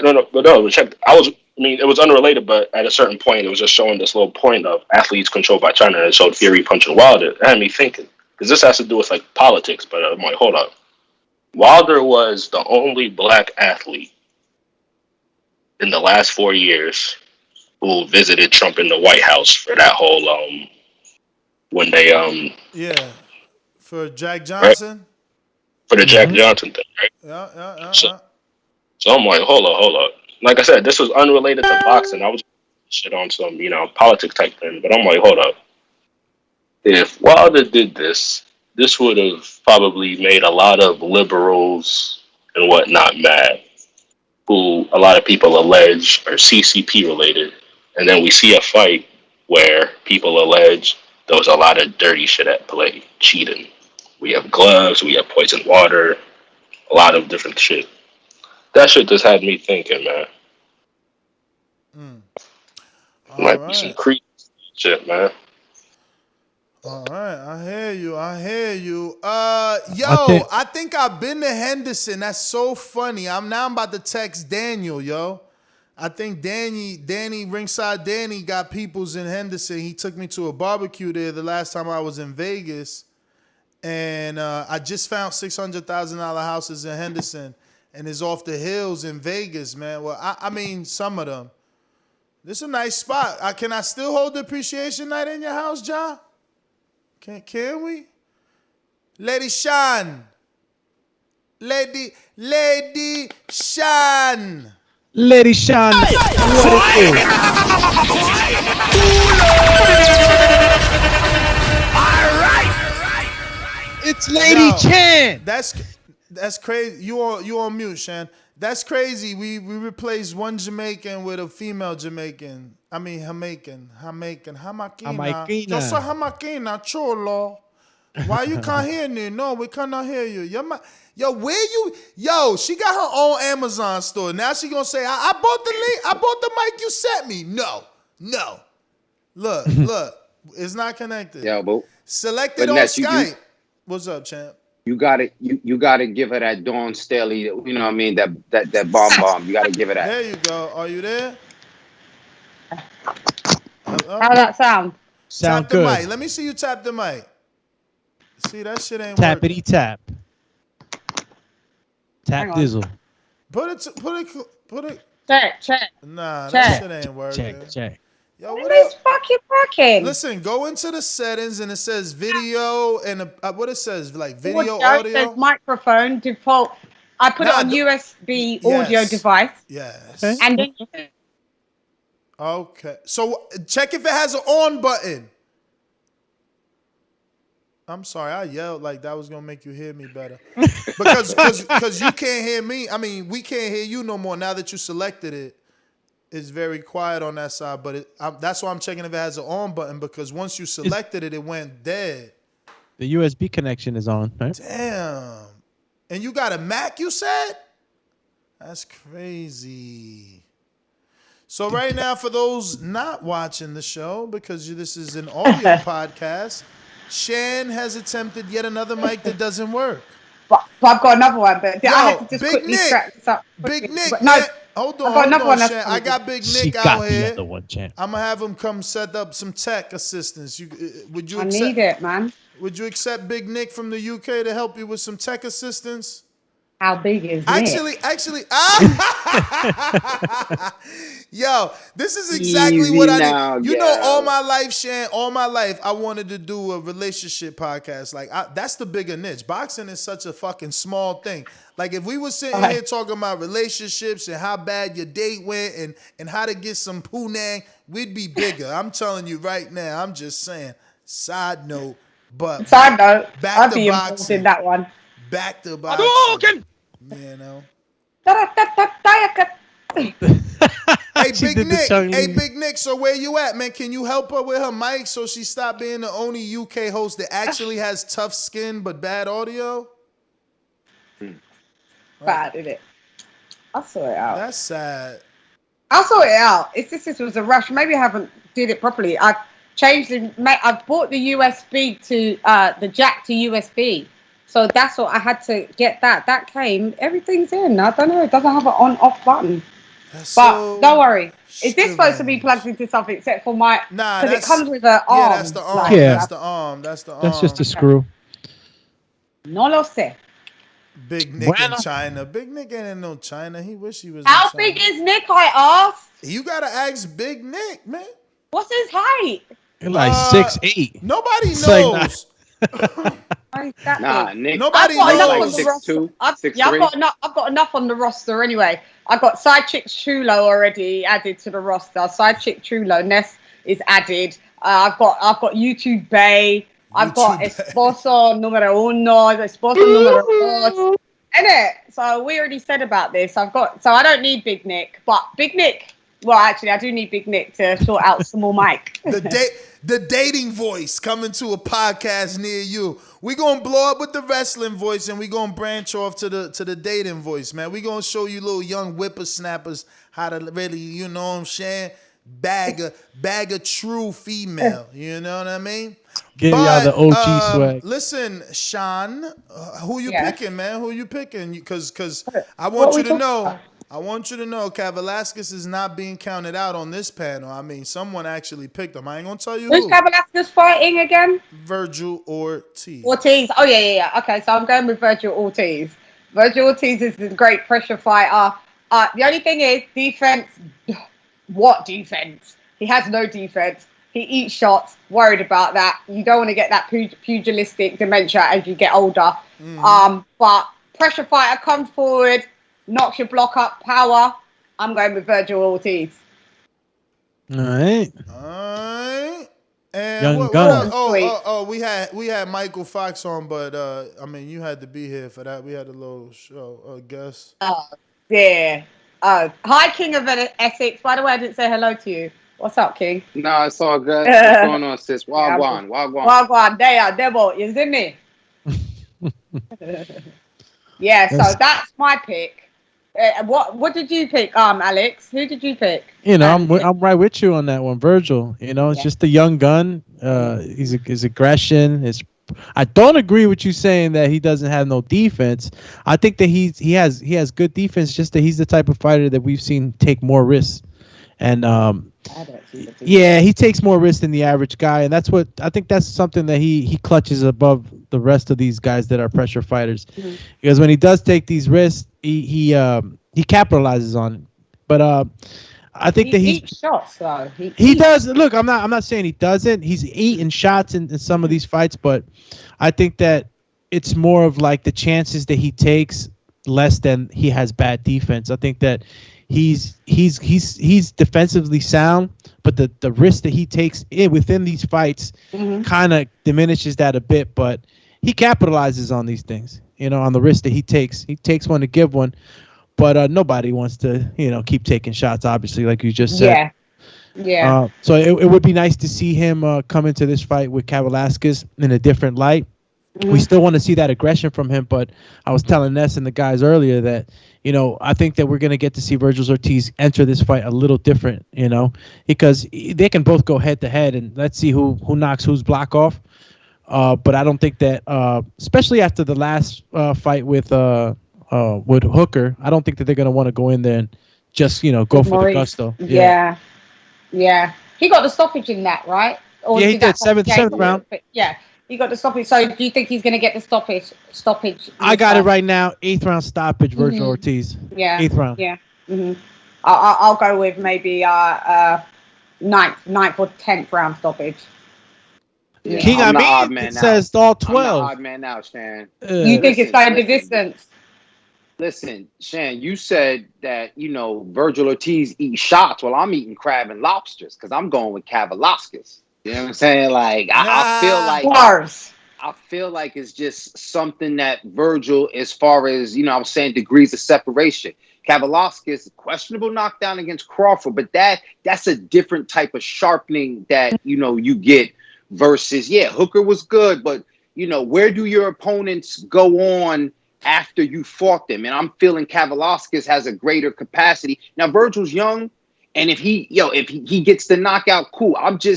I side with boxers, and I'm not drunk off power. Power, everybody loves his power, but Kavaliauskas is a pretty good boxer. You know what I'm saying? And he liked pressure too, and he liked the counter, and he liked to do some things too, and he got a pretty good beard on him. So, conditioning will be a big factor between both these guys as well. Yeah. Power. Yeah, with the Hooker fight, that was at a catch weight, wasn't it? If my memory was that catch weighted. I don't remember it being a catch weight. Yeah? I think it was. I think there was a catch weight. Let's take a look at it. Chat, tell me if I'm right. You are incorrect. As usual. I don't even got it up yet. But it was Hooker's last fight at 140, so maybe 140. I'm sure there was a catch weight. He went to like 142, 144. No, 144. There was a catch weight. This is for Vergil, right? Damn, I'm sure. It's so slow right now. I could be wrong. Ness, why are you so quiet there? You know, when someone's quiet, they're up to no good. I'm sharing some posts. I'm putting Bozy Ennis, the trainer of Jaron Ennis. If you want to ask him a question, I'm sharing that on our YouTube channel and on our Twitter. And also Jaron Ennis, if you want to ask him a question, you got to be a Patreon member and you can ask him a question. Looks like Alex and Amin will be visiting Jaron Ennis and his father in my place in Philadelphia. So just working in the back end, love. Okay. No worries. Yeah. Keeping the ball rolling. You know when they say that when your kids go quiet, they're always up to no good. Not that he's my child, but I'm just saying that. I thought Ness was looking at that WBA to cut back on number of boxing titles. Man, nobody gonna believe them. WBA, listen, that's for casual fans, man. I know that Dan Rayfield did that same article 5-6 years ago. Oh, it wasn't a catch weight. No, okay. Someone said sorry. So it wasn't a catch weight. No catch weight. It was 147. I don't think it was a catch weight. Okay. Lady Shan, it wasn't catch. It was okay. Yeah, I couldn't type fast enough. But let me get to Stainless. What up? Stain the Are main. you available, Stainless? Are you? Red belt, black belt, WBO and green. I'm king. Undisputed GOAT, TBE. And you can catch the news first on TBV. Voice of the people now let me speak. Scientists of the sweet, BOXING. Man, that's still a classic. Yo, TBV, what's good? What up? Hey, what up? Y'all got a full panel. Let me see if I'm hearing voices right, because I'm not on YouTube. I just joined on Skype. This Ness, Lady Shan, Doomy, and King Amin and Exes. Yes, sir. What up, TBV? How y'all doing this morning? We good. Yo, what's the topic, man? We talking Vergil Ortiz and Kavaliauskas, Egidijus Kavaliauskas. We doing basically predictions because we are gonna be in Atlanta from Thursday to Saturday commentating on the 14th for Lorenzo Truck Simpson, Darren the Gift Cunningham, Hendry, hello mio. Yeah, I tend to lean towards Vergil Ortiz in that fight. I mean, he seems to be an unstoppable force right now, but Kavaliauskas should be a good test for him. I mean, Mo Hooker was a good test, but he was coming up from 140, so Kavaliauskas was coming up. Yeah. So Kavaliauskas, who's an established 147 pounder, that should be a good fight. So y'all just talking about that fight? Y'all ain't talking about Casemiro and Rigondeaux and all them fights? Nah. It's just the big fight. That's what's up, man. Ain't nothing wrong with that, man. I told King Born that I was gonna do this on the show because I'm tired of these cats with this Tank versus Keith Thurman, Tank versus Amir Khan, 147 pounders. This is the real fight for Tank right here. Tank versus Conor McGregor at 154, or Tank versus Lawrence Okolie for the Bridgerweight title. Y'all cats got to stop playing with this. Just because the dude boxing, all of a sudden they don't have weight classes for a reason. Let that dude establish himself at 130, 135, I like that 140. fight. I like Which that one, the fight. McGregor fight? Yeah, he could do it at I lean towards the McGregor fight. If I'm gonna Let's do let some every if I'm fight gonna do with some fight that's not a real fight and it's gonna be lucrative and for money, then it should be the McGregor fight. I mean, McGregor fought Floyd and Floyd was at what, like 150, 152? I like that fight. You know what I'm saying? So that's 10 pounds up. If we gonna talk some crazy fights, let's talk some lucrative fights. And I say Tank versus Conor McGregor. Y'all want to be silly with it? Let me be sillier. So Tank versus Conor McGregor. That ain't or silly, Lawrence man. That's for a that great Bridgeweight fight, title. man. That ain't silly, man. Get the fuck out of here, man. Please. That ain't silly, man. I love that fight. Yo, shout out to the boxing gods. They need to hear that shit. Yo, Yeah, hopefully they let him get that Bridgeweight title because Will Kane seemed to think he can beat anybody at any weight. So, like I said, this stuff is getting out of hand. Crossover. It would be such a. You think he thought it was a game? That would be such a crossover. I knew you was gonna say something silly like that too, man. So I'm also pushing for Tank to petition the WBC to let him get a catch weight for the Bridgerweight title against Lawrence Coley. Let's get it in, man. Word. Now, as I always say, please make sure you thumbs up. Exactly. Now, please push the thumbs up, share this and every episode of the Boxing Voice podcast, because this is TBV for life. And if you ain't on Patreon, that's because you a pendejo. And shout out to El Camino. Yo, Peace. on the real. Let's go, champ. You feel me? On the real, y'all ain't gonna say it. I'm gonna say it, man. Tank sleeps a Coley, man. Go to bed. You need sleep. You clearly need some sleep if that's what you believe. You haven't had enough sleep. Yo, you are bugging. Keem, you around? Keem, is you around? Yo, Daniel Alvarez is gonna be in Atlanta covering the fights. Every day I'm hustling. Let's go, champ. That's right. Yo, Keem, you ain't around. Coach Myers, boom the ring. Boom and it rang. Boom and it rang. Still fiddling with this mic. No. All right, we going to G-Trey in the Bay. Yo, Trey in the making Bay? all that noise, Lady Sean. We're going to call you Lady Booja. Lady Mucha Vuja in the background. Trey, Lady what up? Shan is like, why isn't my mic on? What's going on, man? What's going Why? Shit, over here fighting this typhoon. I'm in Japan right now. We got a typhoon that just hit. What? I'm up. It's like 1 in the morning. I'm up this shit. But listen, I got crab and lobsters, man. Ortiz last fight showed me that he was real basic. That boy basic as hell. Crab and lobster might beat him, man. That's what I mean, said. Yeah, I think he's basic, bro. I mean, maybe it just You was saw that how it fight. got real quiet for you, right, Trey? No, say they what? wanted to hear more. We wanted to hear more, Trey. Go ahead. You brilliant. Roger Mayweather be proud of you. I Rest said, in man- peace. Go ahead, baby. I said that last fight, man, he showed me he was real basic. I mean, Mo kind of took himself out. I mean, he really didn't do that good. I mean, but sometimes it's a fight by fight, right? We see one fight and then we make a whole bunch of decisions.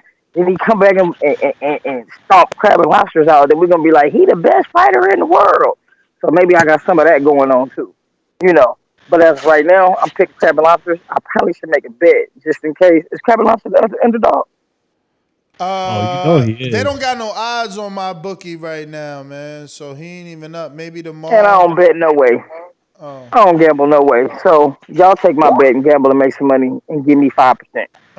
But I'm going with crab and lobster, man. I just kind of feel like Ortiz is basic, but I mean, I hope the young gun pull it off though. I hope he pull it off, but I think he's basic though.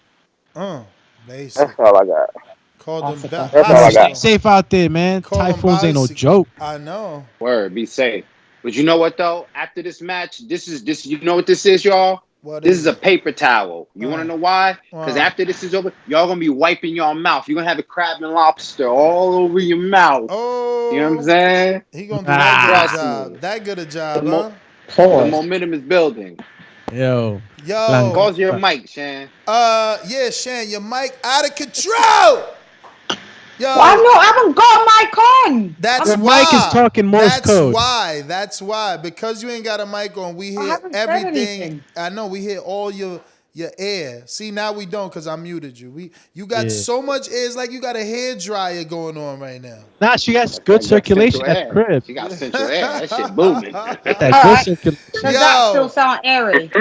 Yeah. Line 6, Reed. You want your boomerang? Just mute up when everybody else is talking. Ness, go ahead.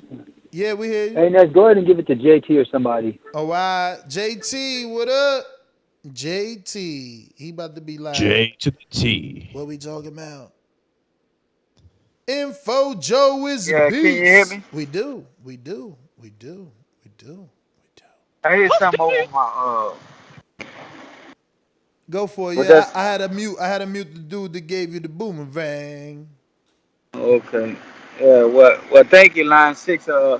That's how you say you heard my call, but y'all, you went exile out when I was talking. Nah, we heard you, champ. We heard you. But you wanna waste your boomerang on it? Double up. You know what I'm saying?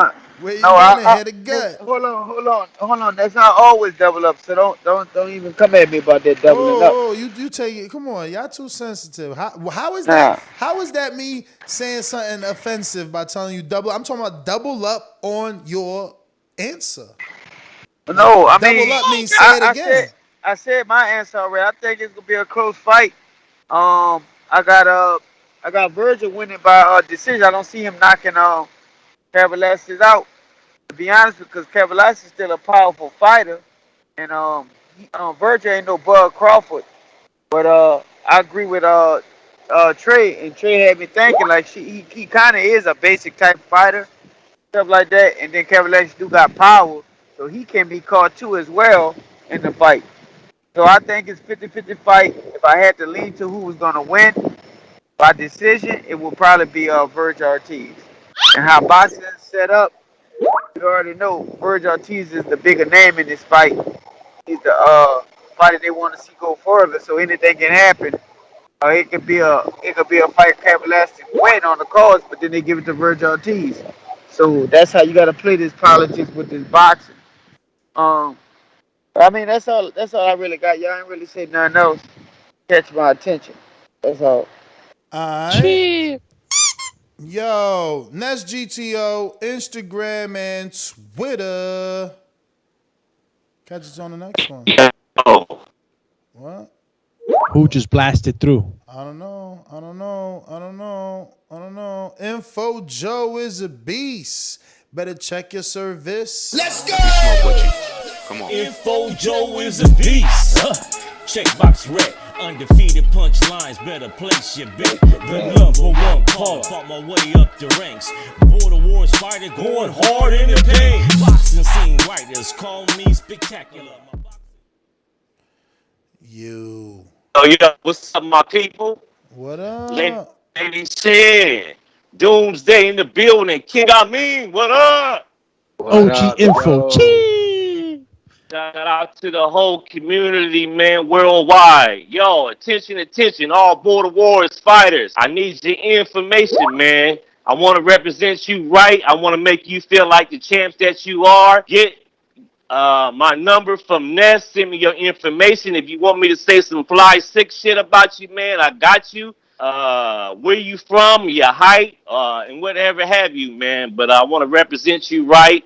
Send me your information. Text me directly. I got you. It's Info Joe. Put me down for Vergil Ortiz.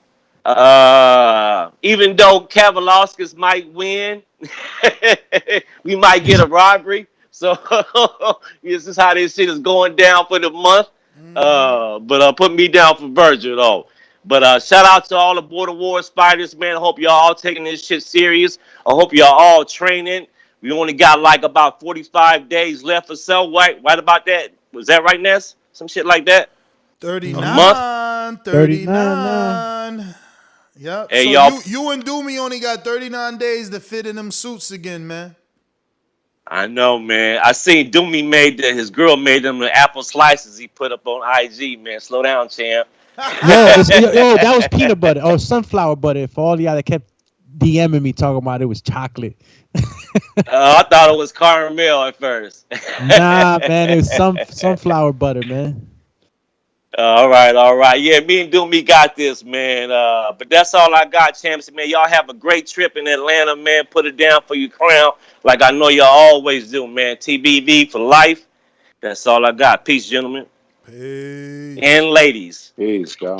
You feel me? You feel them? Shout out to the Penguin boys, Doomy and Joe. They got to get them suits on and tuxedos. Fucking Penguin boy. Yeah, I just want to look better in my ref shirt, man. I was wide.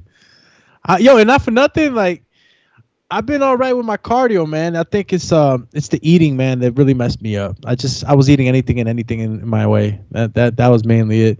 And it's tough, bro. Like if you don't work out for a long time, and the longer you wait, and I never waited this long, bro, and it's harder, man. It's harder to get back into that same.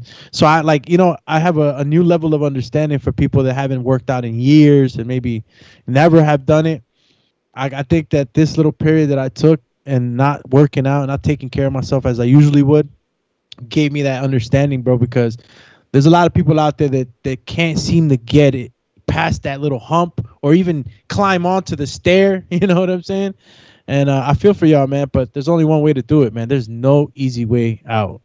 It's either just, start and consistency. And yeah, man, like I said, this Border Wars, it was mainly geared towards that, getting guys healthy and getting guys off the couch and finding newfound motivation through the sport of boxing. So yeah, man, even though I'm not fighting for this Border Wars, I'm still motivated by the fighters and everybody that's putting in the work, things I'm seeing, and the new faces I'm seeing.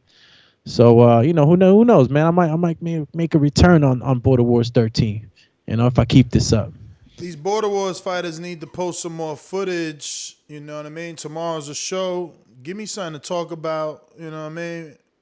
Yeah, make sure you're giving us videos posted, man. I mean, in the early stages of Border Wars, man, people were hyped to give in footage, man. People were giving in footage, sending in footage, excited to give the footage. We need more footage. No, people they trying to be strategic now. They don't want to show you what they. I'm going to give y'all a little bit of relaxation in that thought. Stop it. This isn't a 12-round fight. You're not going to have the ability to get a game plan going that's going to work for an allotted amount of time. You have 3 rounds, 6 minutes of fighting. That's 2 minutes per round. All right? It can seem like an eternity if you're not in shape. But if you're in good shape, that fight's going to go pretty fast. You need to concentrate on round-by-round planning for your fight. Don't think that you're going to go in there, you're going to dance around for the first 2 rounds, and then you're going to win. No, this is from the gate. Round 1 to round 3, Dukes is up. You're swinging, you're fighting. Make sure you got your breathing down packed, and you got at least 3 go-to combinations to go to. Don't make yourself a story thinking you're going to go in there. Oh, yeah, I'm just going to go in there. I'm going to box him out, and I'm going to wait. No, man. You got 6 minutes of fighting. Just a little inside scoop there. Oh, shit. Yeah, go ahead, Lady Chen. I mean, you're muted right now, so you got to unmute yourself. Bro. This mute thing. Did you guys see Ness on my show yesterday? I did not, but how can I check that out? I'm about to cry. How did you not? How did you not? You know what? I've made the mistake. And Lady Shan, you just meeting Doomy, man. You would have been known that he don't support. Whatever he says, let it go out the other ear. No support of that. Yo, I'm actually screen sharing this. Look, Spreaker just sent me this. Even though they ain't pay me for this, but they sent me this, and it did bring a tear to my eye. Like, they were at some big podcast convention, and it was like, hey, Nestor, just wanted to know we brought you up at our podcast conference last week. And play that violin drop. And look at the logo, though. Look at the logo. I'm number 2 in sports on Spreaker, man. Yeah, and when I say I'm obviously, I mean we, you know what I'm saying? Because I don't want people like, yo, you heard that fucking motherfucker big ass head. You know what I'm saying? But, yo. Who said that one? Yo. Big ass head. You know what I'm saying? Yeah, when I get the cut, they talk about the head and shit. But, like, That's fucking amazing. I swear to God, I had to suck the tear back up. Like, yo, they need to invite me to the conference next time. Shan, stop hating. I'm not hating. I said, Yo, Lady Shan, I'm subscribed and notified. Are you subscribed and notified? Yeah, me and Nessa, we chopped it up. We had a good time. Everybody loved him. My audience loved him. They all loved him. Tell them to all come subscribe then, because I need the subs. We need numbers. I'm going to bang on them and make them subscribe. That's the whole point. Like, guys, subscribe. You loved him. So sub to him. Lady Shan, I like this chair you sitting in right here. You looking real spectacular. Yo, yeah, that was a shoot about Wilder. I like that. That looks nice. A Wilder diss track. Hey. I see you got boxing and okay. I'm tuning into the channel, champ. Thank you very much. Yeah, but guys, tune into my channel for sure. You get to see Ness chopping it up. We do lots of different things. And Ness, you got to come back for round 2. Ding, ding. Yeah, I told you we're going to do part 2. Yeah, next week. Hopefully we do that. Everybody's like, oh, we want more. They loved you, Ness. Don't you? Do you need to suck up a tear now? Because they loved you. Why aren't you sucking up a tear for my show? Well, you holding them back, right, champ? Yeah. Now I'm just texting my contact, man. You know, we lucky enough to have a rep at Spreaker, so you know I want to make sure they know. I want to make sure they know that I know that they pumping us, man. Because it's like I said, man. I'm still young in my own head, so like 5 years from now, you know, shit could really kick over, and we're in a better place. So you know, all these little things count, man. So you know. Whatever. Right now they promoting us. Maybe next time they flying us out. Maybe we the next podcast to be the Joe Button to get that Spotify deal. You know what I'm saying? Let's go, champ. That's all right around the corner. Even though, again, I repeat what I said. I don't want no Spotify deal. I really just want my 1 million subs right here. I think if we had 1 million, each episode would be substantial enough. Like I love the freedom of here. Non-censorship for the team. You know, that's always been something that's been valued highly over here. I like being able to be like, yo, do me, we gonna punch a judge. You know what I'm saying? If I'm on like Spotify, son, they no judge punching, man. You can't. But you know what's funny though, Ness? You know what's funny though, Ness? You see what you get for being Dipset. You got to put your arm around the D-Block boy Doomy when it come to going to punch that judge. Dipset ain't going to go do that, champ. Yeah, no, I hear you, man. I mean, look, because, you know, Cam he can't be punching. He got to lead the crew. Yo, listen, I was the one listening to the locks, Doug. I'm the goon. That's what I'm saying. I'm the goon. That's what I'm saying. Like Doomy gonna go Sheik Luch the situation. You know what I'm saying? Cam, I call him Cam. That's gonna have on his velour. Hey yo, did you see Joel's when he was in front of Sheik rapping and shit? And he was I'm looking at Joel like, yo, bro, Sheik will pluck you. Like, beep. Sheik a big ass dude, bro. Then when all those meme videos came out, I know you seen the one with the fight where the ice cream truck and got Dipset and the Locks' face on the kids. Yeah. I'm about to end this poll, man. People rather Devin Haney get the Tank fight. I voted Devin Haney as well. I'll say it. I voted for Amir Khan. Oh wow! Really? You're the 8%. I think Amir Khan, as far as speed, would give him Amir Khan, even though he has the bad rap, right? The chin, whatever, but he's very fast, and I think that speed could, bring out some of the things that we haven't seen in Tank yet. No, we need to test Tank with his peers, with his in the prime peers. Why is everybody going around like, oh, he has to fight a 38, 39-year-old Gamboa? No, like we've done that. We've been there, done that. Like your peers, the 4 kings. As they're all deemed as. Let's fight the 4 kings. I'm objective, though. Yo, did you find out? Yeah, but it don't matter what is going to happen. What you should want to see as a fight fan is Tank fight his peers. But you gotta be objective, though. And the reason why I say it like that is I would like him to fight his peers, but for the trajectory he's on, he's kind of been positioned outside of his peers. He's more being positioned as a prize fighting superstar than he is a competitor that's willing to go through the divisions, grab a belt, beat the man and beat the man. It's other fighters that are doing that. I don't agree with it, but for the name value of Amir Khan and what he's trying to do, fight somebody at 147 for Tank, Amir Khan is the right opponent. No, it's not. It's not that big. Well, if you should want to still see him, whatever. Just because I like what Shan's saying though. Just because something's being done doesn't mean that's we correct. You should be pushing for him to see him fight his peers. He's not out of his prime. While they're in their prime, everybody fight each other. I don't care about Amir Khan. I don't care about Conor McGregor. I don't care about this 147 shit. I don't care about Thurman. Let's see you prove yourself at least in one weight division. One, please, properly. And I prefer 135. You just a hater. I'm just a hater, and I, Ness. You hate Tank. You hate No, Tank. I don't. You hate You always Tank. say it. I don't You like hate Tank. I Tank, just want man. him to Stop hating, I'm, man. I'm not hating. Don't you just want to see him fight? But like the guys that his peers. Why You're a don't hater, you? Man. You're a hater. Yeah. What were the other options? It was Amir Khan, Haney. Amir Khan and Haney. Plus, you got Rolly. Rolly was another option. All right. I mean. All right.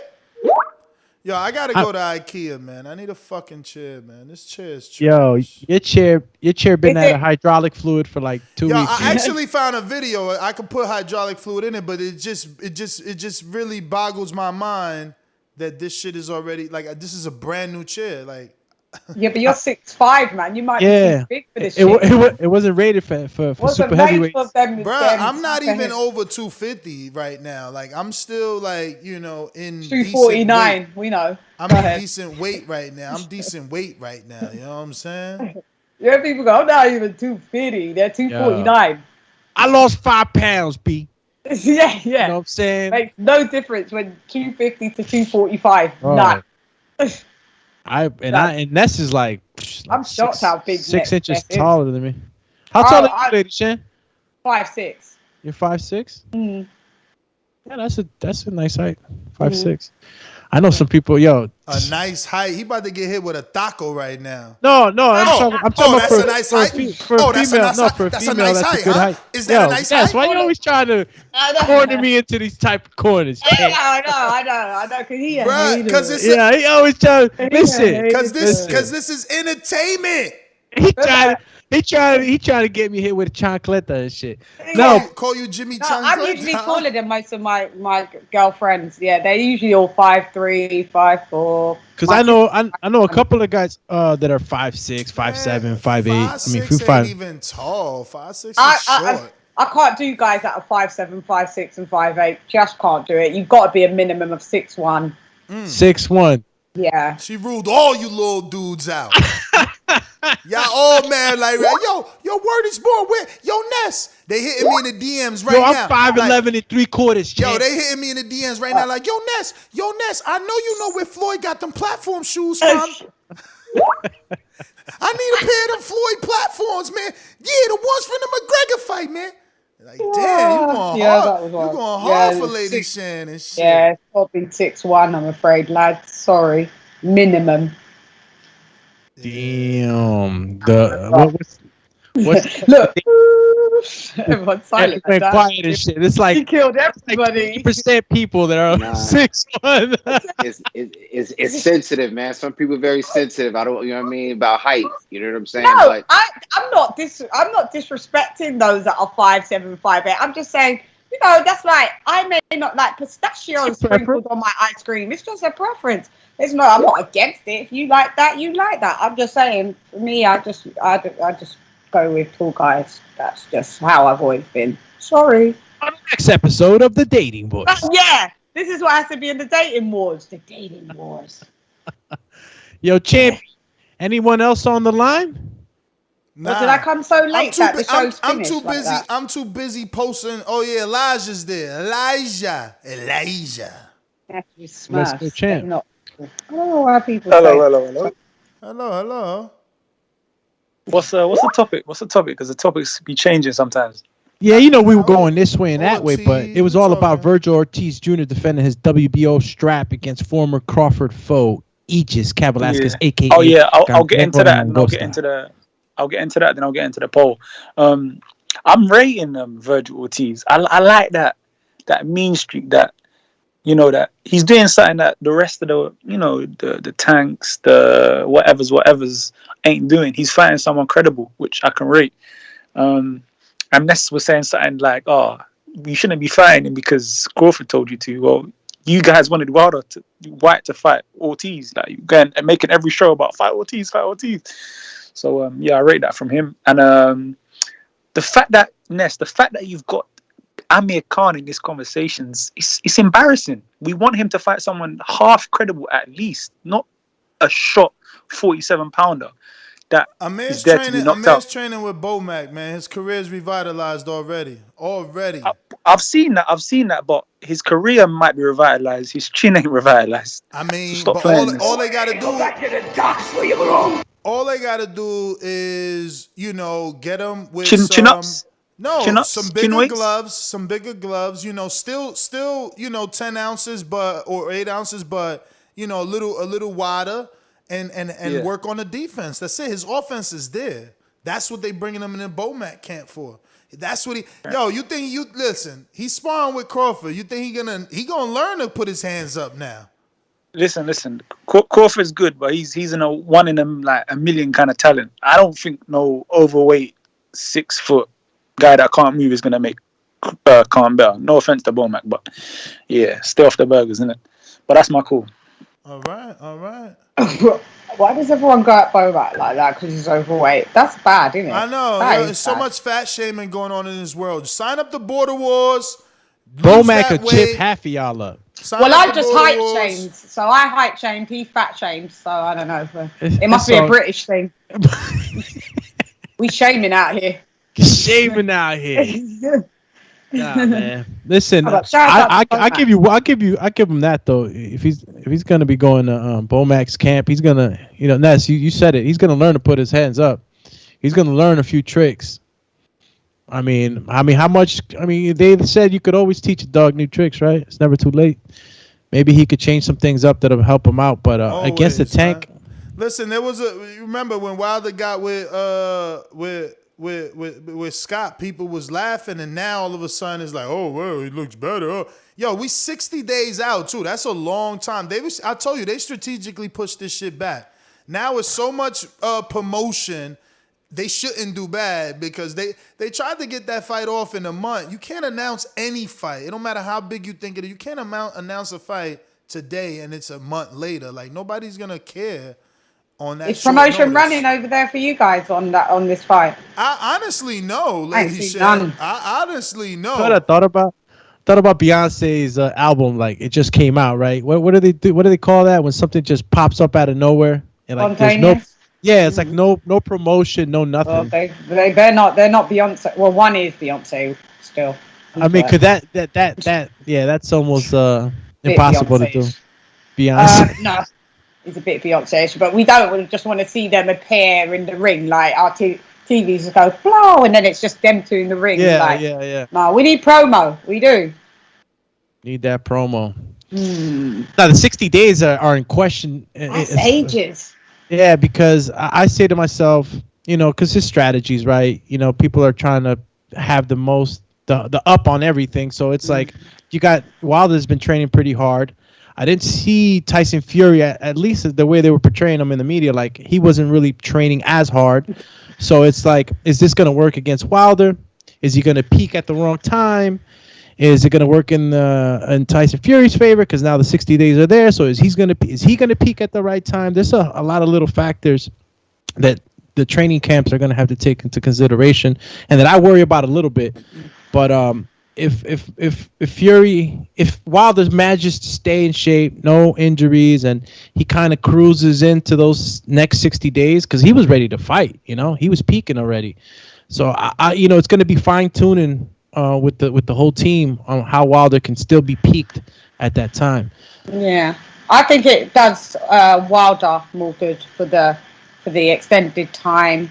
But you know what? I said this in my commentary 3 weeks ago that I feel that this fight, that Fury pulled that whole COVID thing because if you look at, there was some factors. He's just had a baby like yesterday or a couple of days just ago. recently had a daughter. Okay, so if you think of the timeline of, okay, so we're in the 9th month, so you know the baby probably got conceived December, January. He was in arbitration then.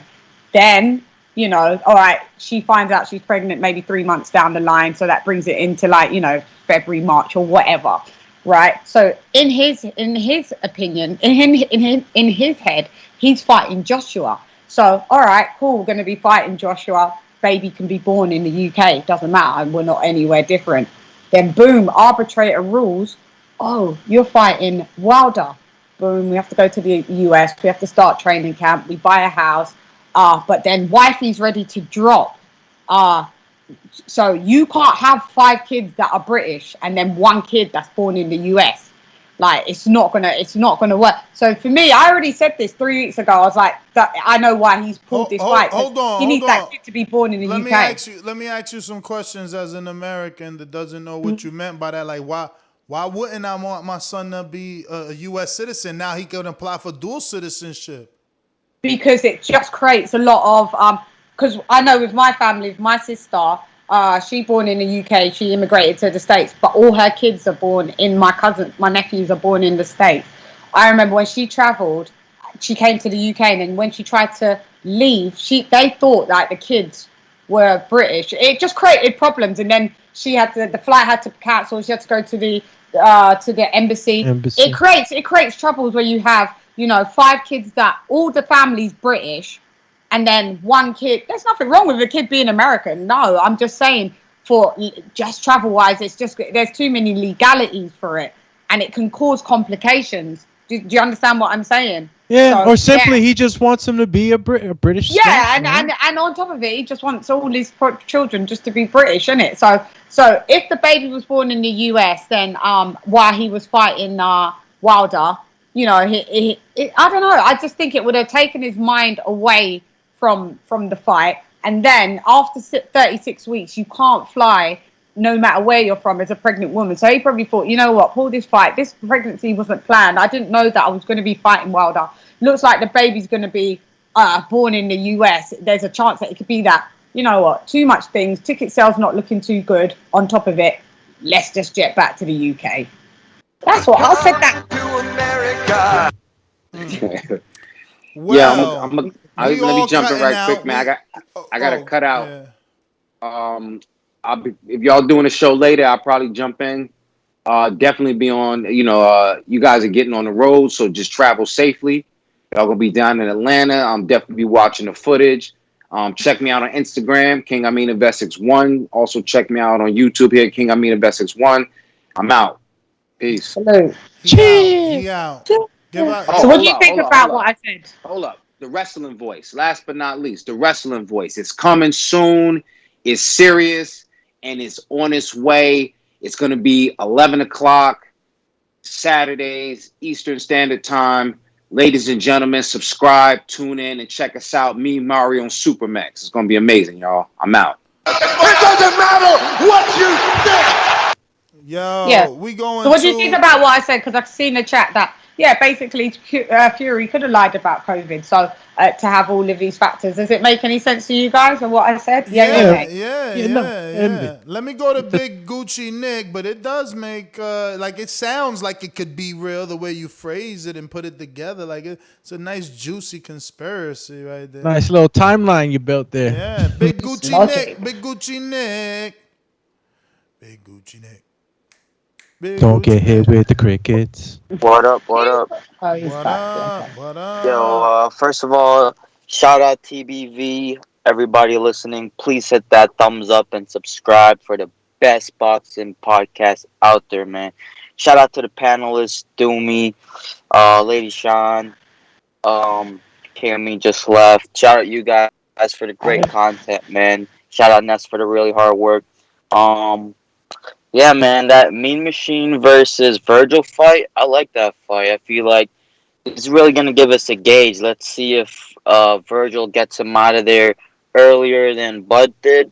And let's see the performance comparison, like who performed better, who got hit less. I'm really interested in this fight, man. What's the date for this fight? I don't think I was on early enough to hear the date on this fight. This fight is for Saturday, champ. Oh no, Ken. Man, I've been living under a rock. I didn't know that. But wow, yeah, I'm definitely gonna be tuning in. Thanks to you guys for letting me know that. I didn't know that. Yeah, man. It's all good. All good. Alrighty then. Smith versus Fowler. Isn't that is that this weekend, Shan? Windmill Shan? Merry-go-round Shan? I saw that. Did I see the press conference today? I think it's this weekend. Yes, it's on Saturday. Yeah. No, we gonna catch that. They announcing it. That can't be this weekend. No, I saw it, isn't it? It is. It's on Saturday, isn't it not? Are you sure? Am I wrong? Yeah, again, wrong. Yeah, again. October 9th, you're wrong. Oh. You're wrong. Yo, Nest GTO, Instagram and Twitter, we up out of here. Majid, you out there? You rocking out? Yes, he is. Hold up. I'm in Windy City. Everybody you in Chicago? Nah, I'm both. It's just windy in Ohio. But everybody need to like the video, subscribe to the channel, join Patreon and YouTube member for something. I forgot the topic. Trying to say all that. What's the topic, real quick? Vergil versus Kavaliauskas on Saturday. Pick preview prediction. Oh yeah. Nah, I like that one. That's a good measuring stick or whatever. But I'm thinking that Vergil Ortiz going to do something to him. And then I'm just interested to see what's next for him and everything. But other than that, I did have talking points, but I don't remember what I was going to say and shit, man. So I guess I missed out. It's beyond me. Yeah, man. So everybody get them likes up before he out of here and good shit, Ness. I'm out. Thank you, brother. Thank you to everybody, man, that continues to listen to the show. The press conference was today. That's what I was watching. Yeah, but it was on. I thought the fight was this. I just thought the fight was like this weekend as well. But yeah, October. Cool. Why the press conference now then? So yeah, man, catch us on the next one. That's GTO, Instagram and Twitter, and we'll be back. We're definitely live on Saturday with these fights. Make sure you bookmark the link, hit that notification bell, subscribe. Real quick, Hawk sent the Cash App for the poll that we did create. So the poll was for Hawk in Maryland. And he said, create a poll with Tank against welterweights and lightweights. So I did them both.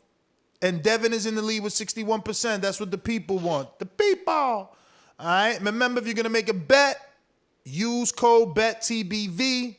That's right. Did we not go to Brandon? Is he? Nah, I'm talking about Coach Myers. You need to hit him with the counter punch. Counter from Myers. What up? What up? Yo. Yo, you hear me? We hear you, champion. Yo, why Coffee lose? And I can't get my boomerang no more. Cash ain't on the show no more. Come on, champ. Come on, champ. Bruh, Cash is always welcome. He out here stunting now. Man. He got that 3-fight deal. Man. He don't fuck with us now, man. That's crazy. What you mean? We available. Bruh, we available for tomorrow. What's up? Deal. Yo, talk to Brandon. Brandon, where you at, man? Get with this man. Damn. Yo, you see this dude? I can't even directly talk to Ness no more. What you I gotta go through the middle, man. Ness. Damn. What you mean? Brandon, that's how it is now? Brandon you is the show. This is how you do? No, listen, Brandon is the showbook. If I just say yeah, I don't know who he got on. Like, what if he got somebody on? What Brandon? Brandon Maurice? Nah, Brandon in the chat from Houston. See, I don't know that Brandon. I don't know that Brandon. Gotta get to know him. He gonna be at Border Wars and he's yoked up, Brandon. He's 6'7", 270, no homo, but he wears size 17. He had to call Nike to fucking make that. They said no. You gotta go to Adidas. Damn, that's gonna be he squats Priuses. That's gonna be a crazy heavyweight fight, man. Crazy. Anyways, get Cash's song, man. He fight on Saturday, man. What? This Saturday? Yeah. See, he should have had us commentating. We'd have got that shit streamed to the channel. Where's gonna be at? Oh, he did. It's at the Palladium. Nah, it's at the Palladium in Worcester, Mass. No TV though, no streaming, no pay-per-view, nothing. I don't know. I mean, I'm gonna be there. Yo, if you listening to this, man, if you tired of fighting in ballrooms with nobody there, and you want TBV to come through and liven your shit up, bring you live streaming, bring you 4 cameras, 2 wireless camera, tripod camera, desk camera, DJ, announcer, 3 commentators, plus promotion for your event, man, hit me up, man. I'ma save you, man. Hit me up, man. Yo, Brandon Lee fight is this weekend too. Shout out to Intrigue. We streaming straight to the YouTube channel. We commentating and we promoting, man. Holla at us, man. We gonna get you. Boxing says, bring on the guy from IBFFP podcast. I don't know him. Send me his Instagram. I don't know him either. Do you know him, Shan? I know who he is, but I don't know him. Yeah. I know the I need his Instagram. I gotta get my man Liam Williams on. Liam out here on the bag. He back in the gym. Took it on the chin. Know what I'm saying? And he back. Which one? After the Andrade fight? Yeah. Yeah. He hasn't done anything, right? He's been cooling. I mean, after the loss, what you want him to do after let him, you know what I'm saying? I thought it was good fight. Oh, shit. Andrade underperformed. Oh, they just posted me. Posted me. The airflow is strong with this one. Yeah, the airflow is strong. We out. We out, yo. Lady Shan's like, what? George just hit me. He said we good with the house, so we goody. Oh, Brandon, did we ever get to you? Maurice? Nah. Mauricio. We get to Brandon. Brandon Mauricio. Nah, we did get to him, right? He said something about, I don't know. You there? Sure, brother. Say what? Cheap. Sure, you ain't got to yet. Man, why you sound like you got COVID? I don't know. I might. Nah, seriously, we can't even hear you. Nah, yeah, we out though. Next GTO, Instagramen, and Twitter. Okay. Okay, I reloaded. What is JG saying? This is the Boxing Voice. Thank you for tuning in with us this morning into the afternoon lunchtime with Miss Lady Chan, Nestor Gibbs, and yours truly, Alex Doomsday Linus, Alex_Doomsday_LAINEZ on IG, Twitter, Alex Linus TBV. Ness is looking at the chat, ready to shoot one of you guys down, I think. Nah, I'm ready to like. But this is the Boxing Voice, and if you like what you were tuning into, subscribe to the channel, hit that notification bell so you know when we're going live. Make sure you hit that notification bell because we will be going live this August 14th from Decatur, Georgia, and we will be commenting the entire fight card for the night. Please tune in. It's going to be live streamed on the Boxing Voice YouTube channel. It's going to be a hell of a night with some guest appearances. We're hearing rumors of top dogs maybe swinging through the building, and we're looking forward to seeing some of the fights that we think are going to be pretty damn good. I mean, we've been commentating already 2, 3, 4, 5 shows already, and every time we commentate the shows, there's knockouts, there are highlight reels. So we've been blessed to be a part of these fight cards. So again, shout out to the whole entire panel that's been working really hard at getting better at this task and these jobs that we're doing. And I'm just excited about it, man. I really am. Yeah, man, I'm definitely excited, man. So we're going to go live probably at 5 p.m. Saturday. The link is scheduled, so please share that, bookmark it. If you got 7 computers like me, put them all on play. It's all good. It's all good. I'm going to be attaching that link to the IG, to the Twitter, to everything. So, if you guys happen to be by Twitter and you're on the Boxing Voice Twitter, it'll be on there. It'll be on the IG. It'll be on the Facebook. I'm about to go ham once I hang up. Yeah, send me the link. Send me the link. Yeah. You know what? I was thinking this, so I'm going to say it. I know Shan will do it because now she's like pinned against the wall.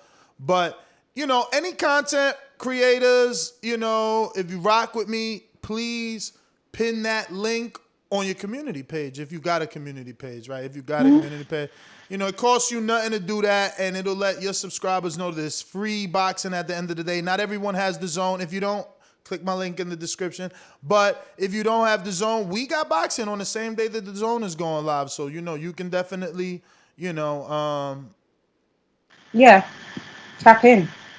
Yo, real quick, I know this is like, you know, not the Politico, but yo, Andrew Cuomo resigns as New York's governor.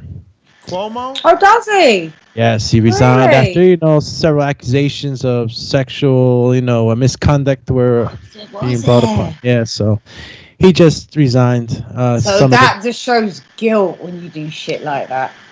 I mean, I don't even know what Shout out to Keem, man. Keem a real one, man. What's up with Keem the Dream? Nah, he posted that Spreaker thing and, you know, told on his story, like, yo, shout out to my favorite podcast, you know, #2 in sports. If you're looking to advertise, hit him up. That's that love, yo, that amor de conflé, you know what I'm saying?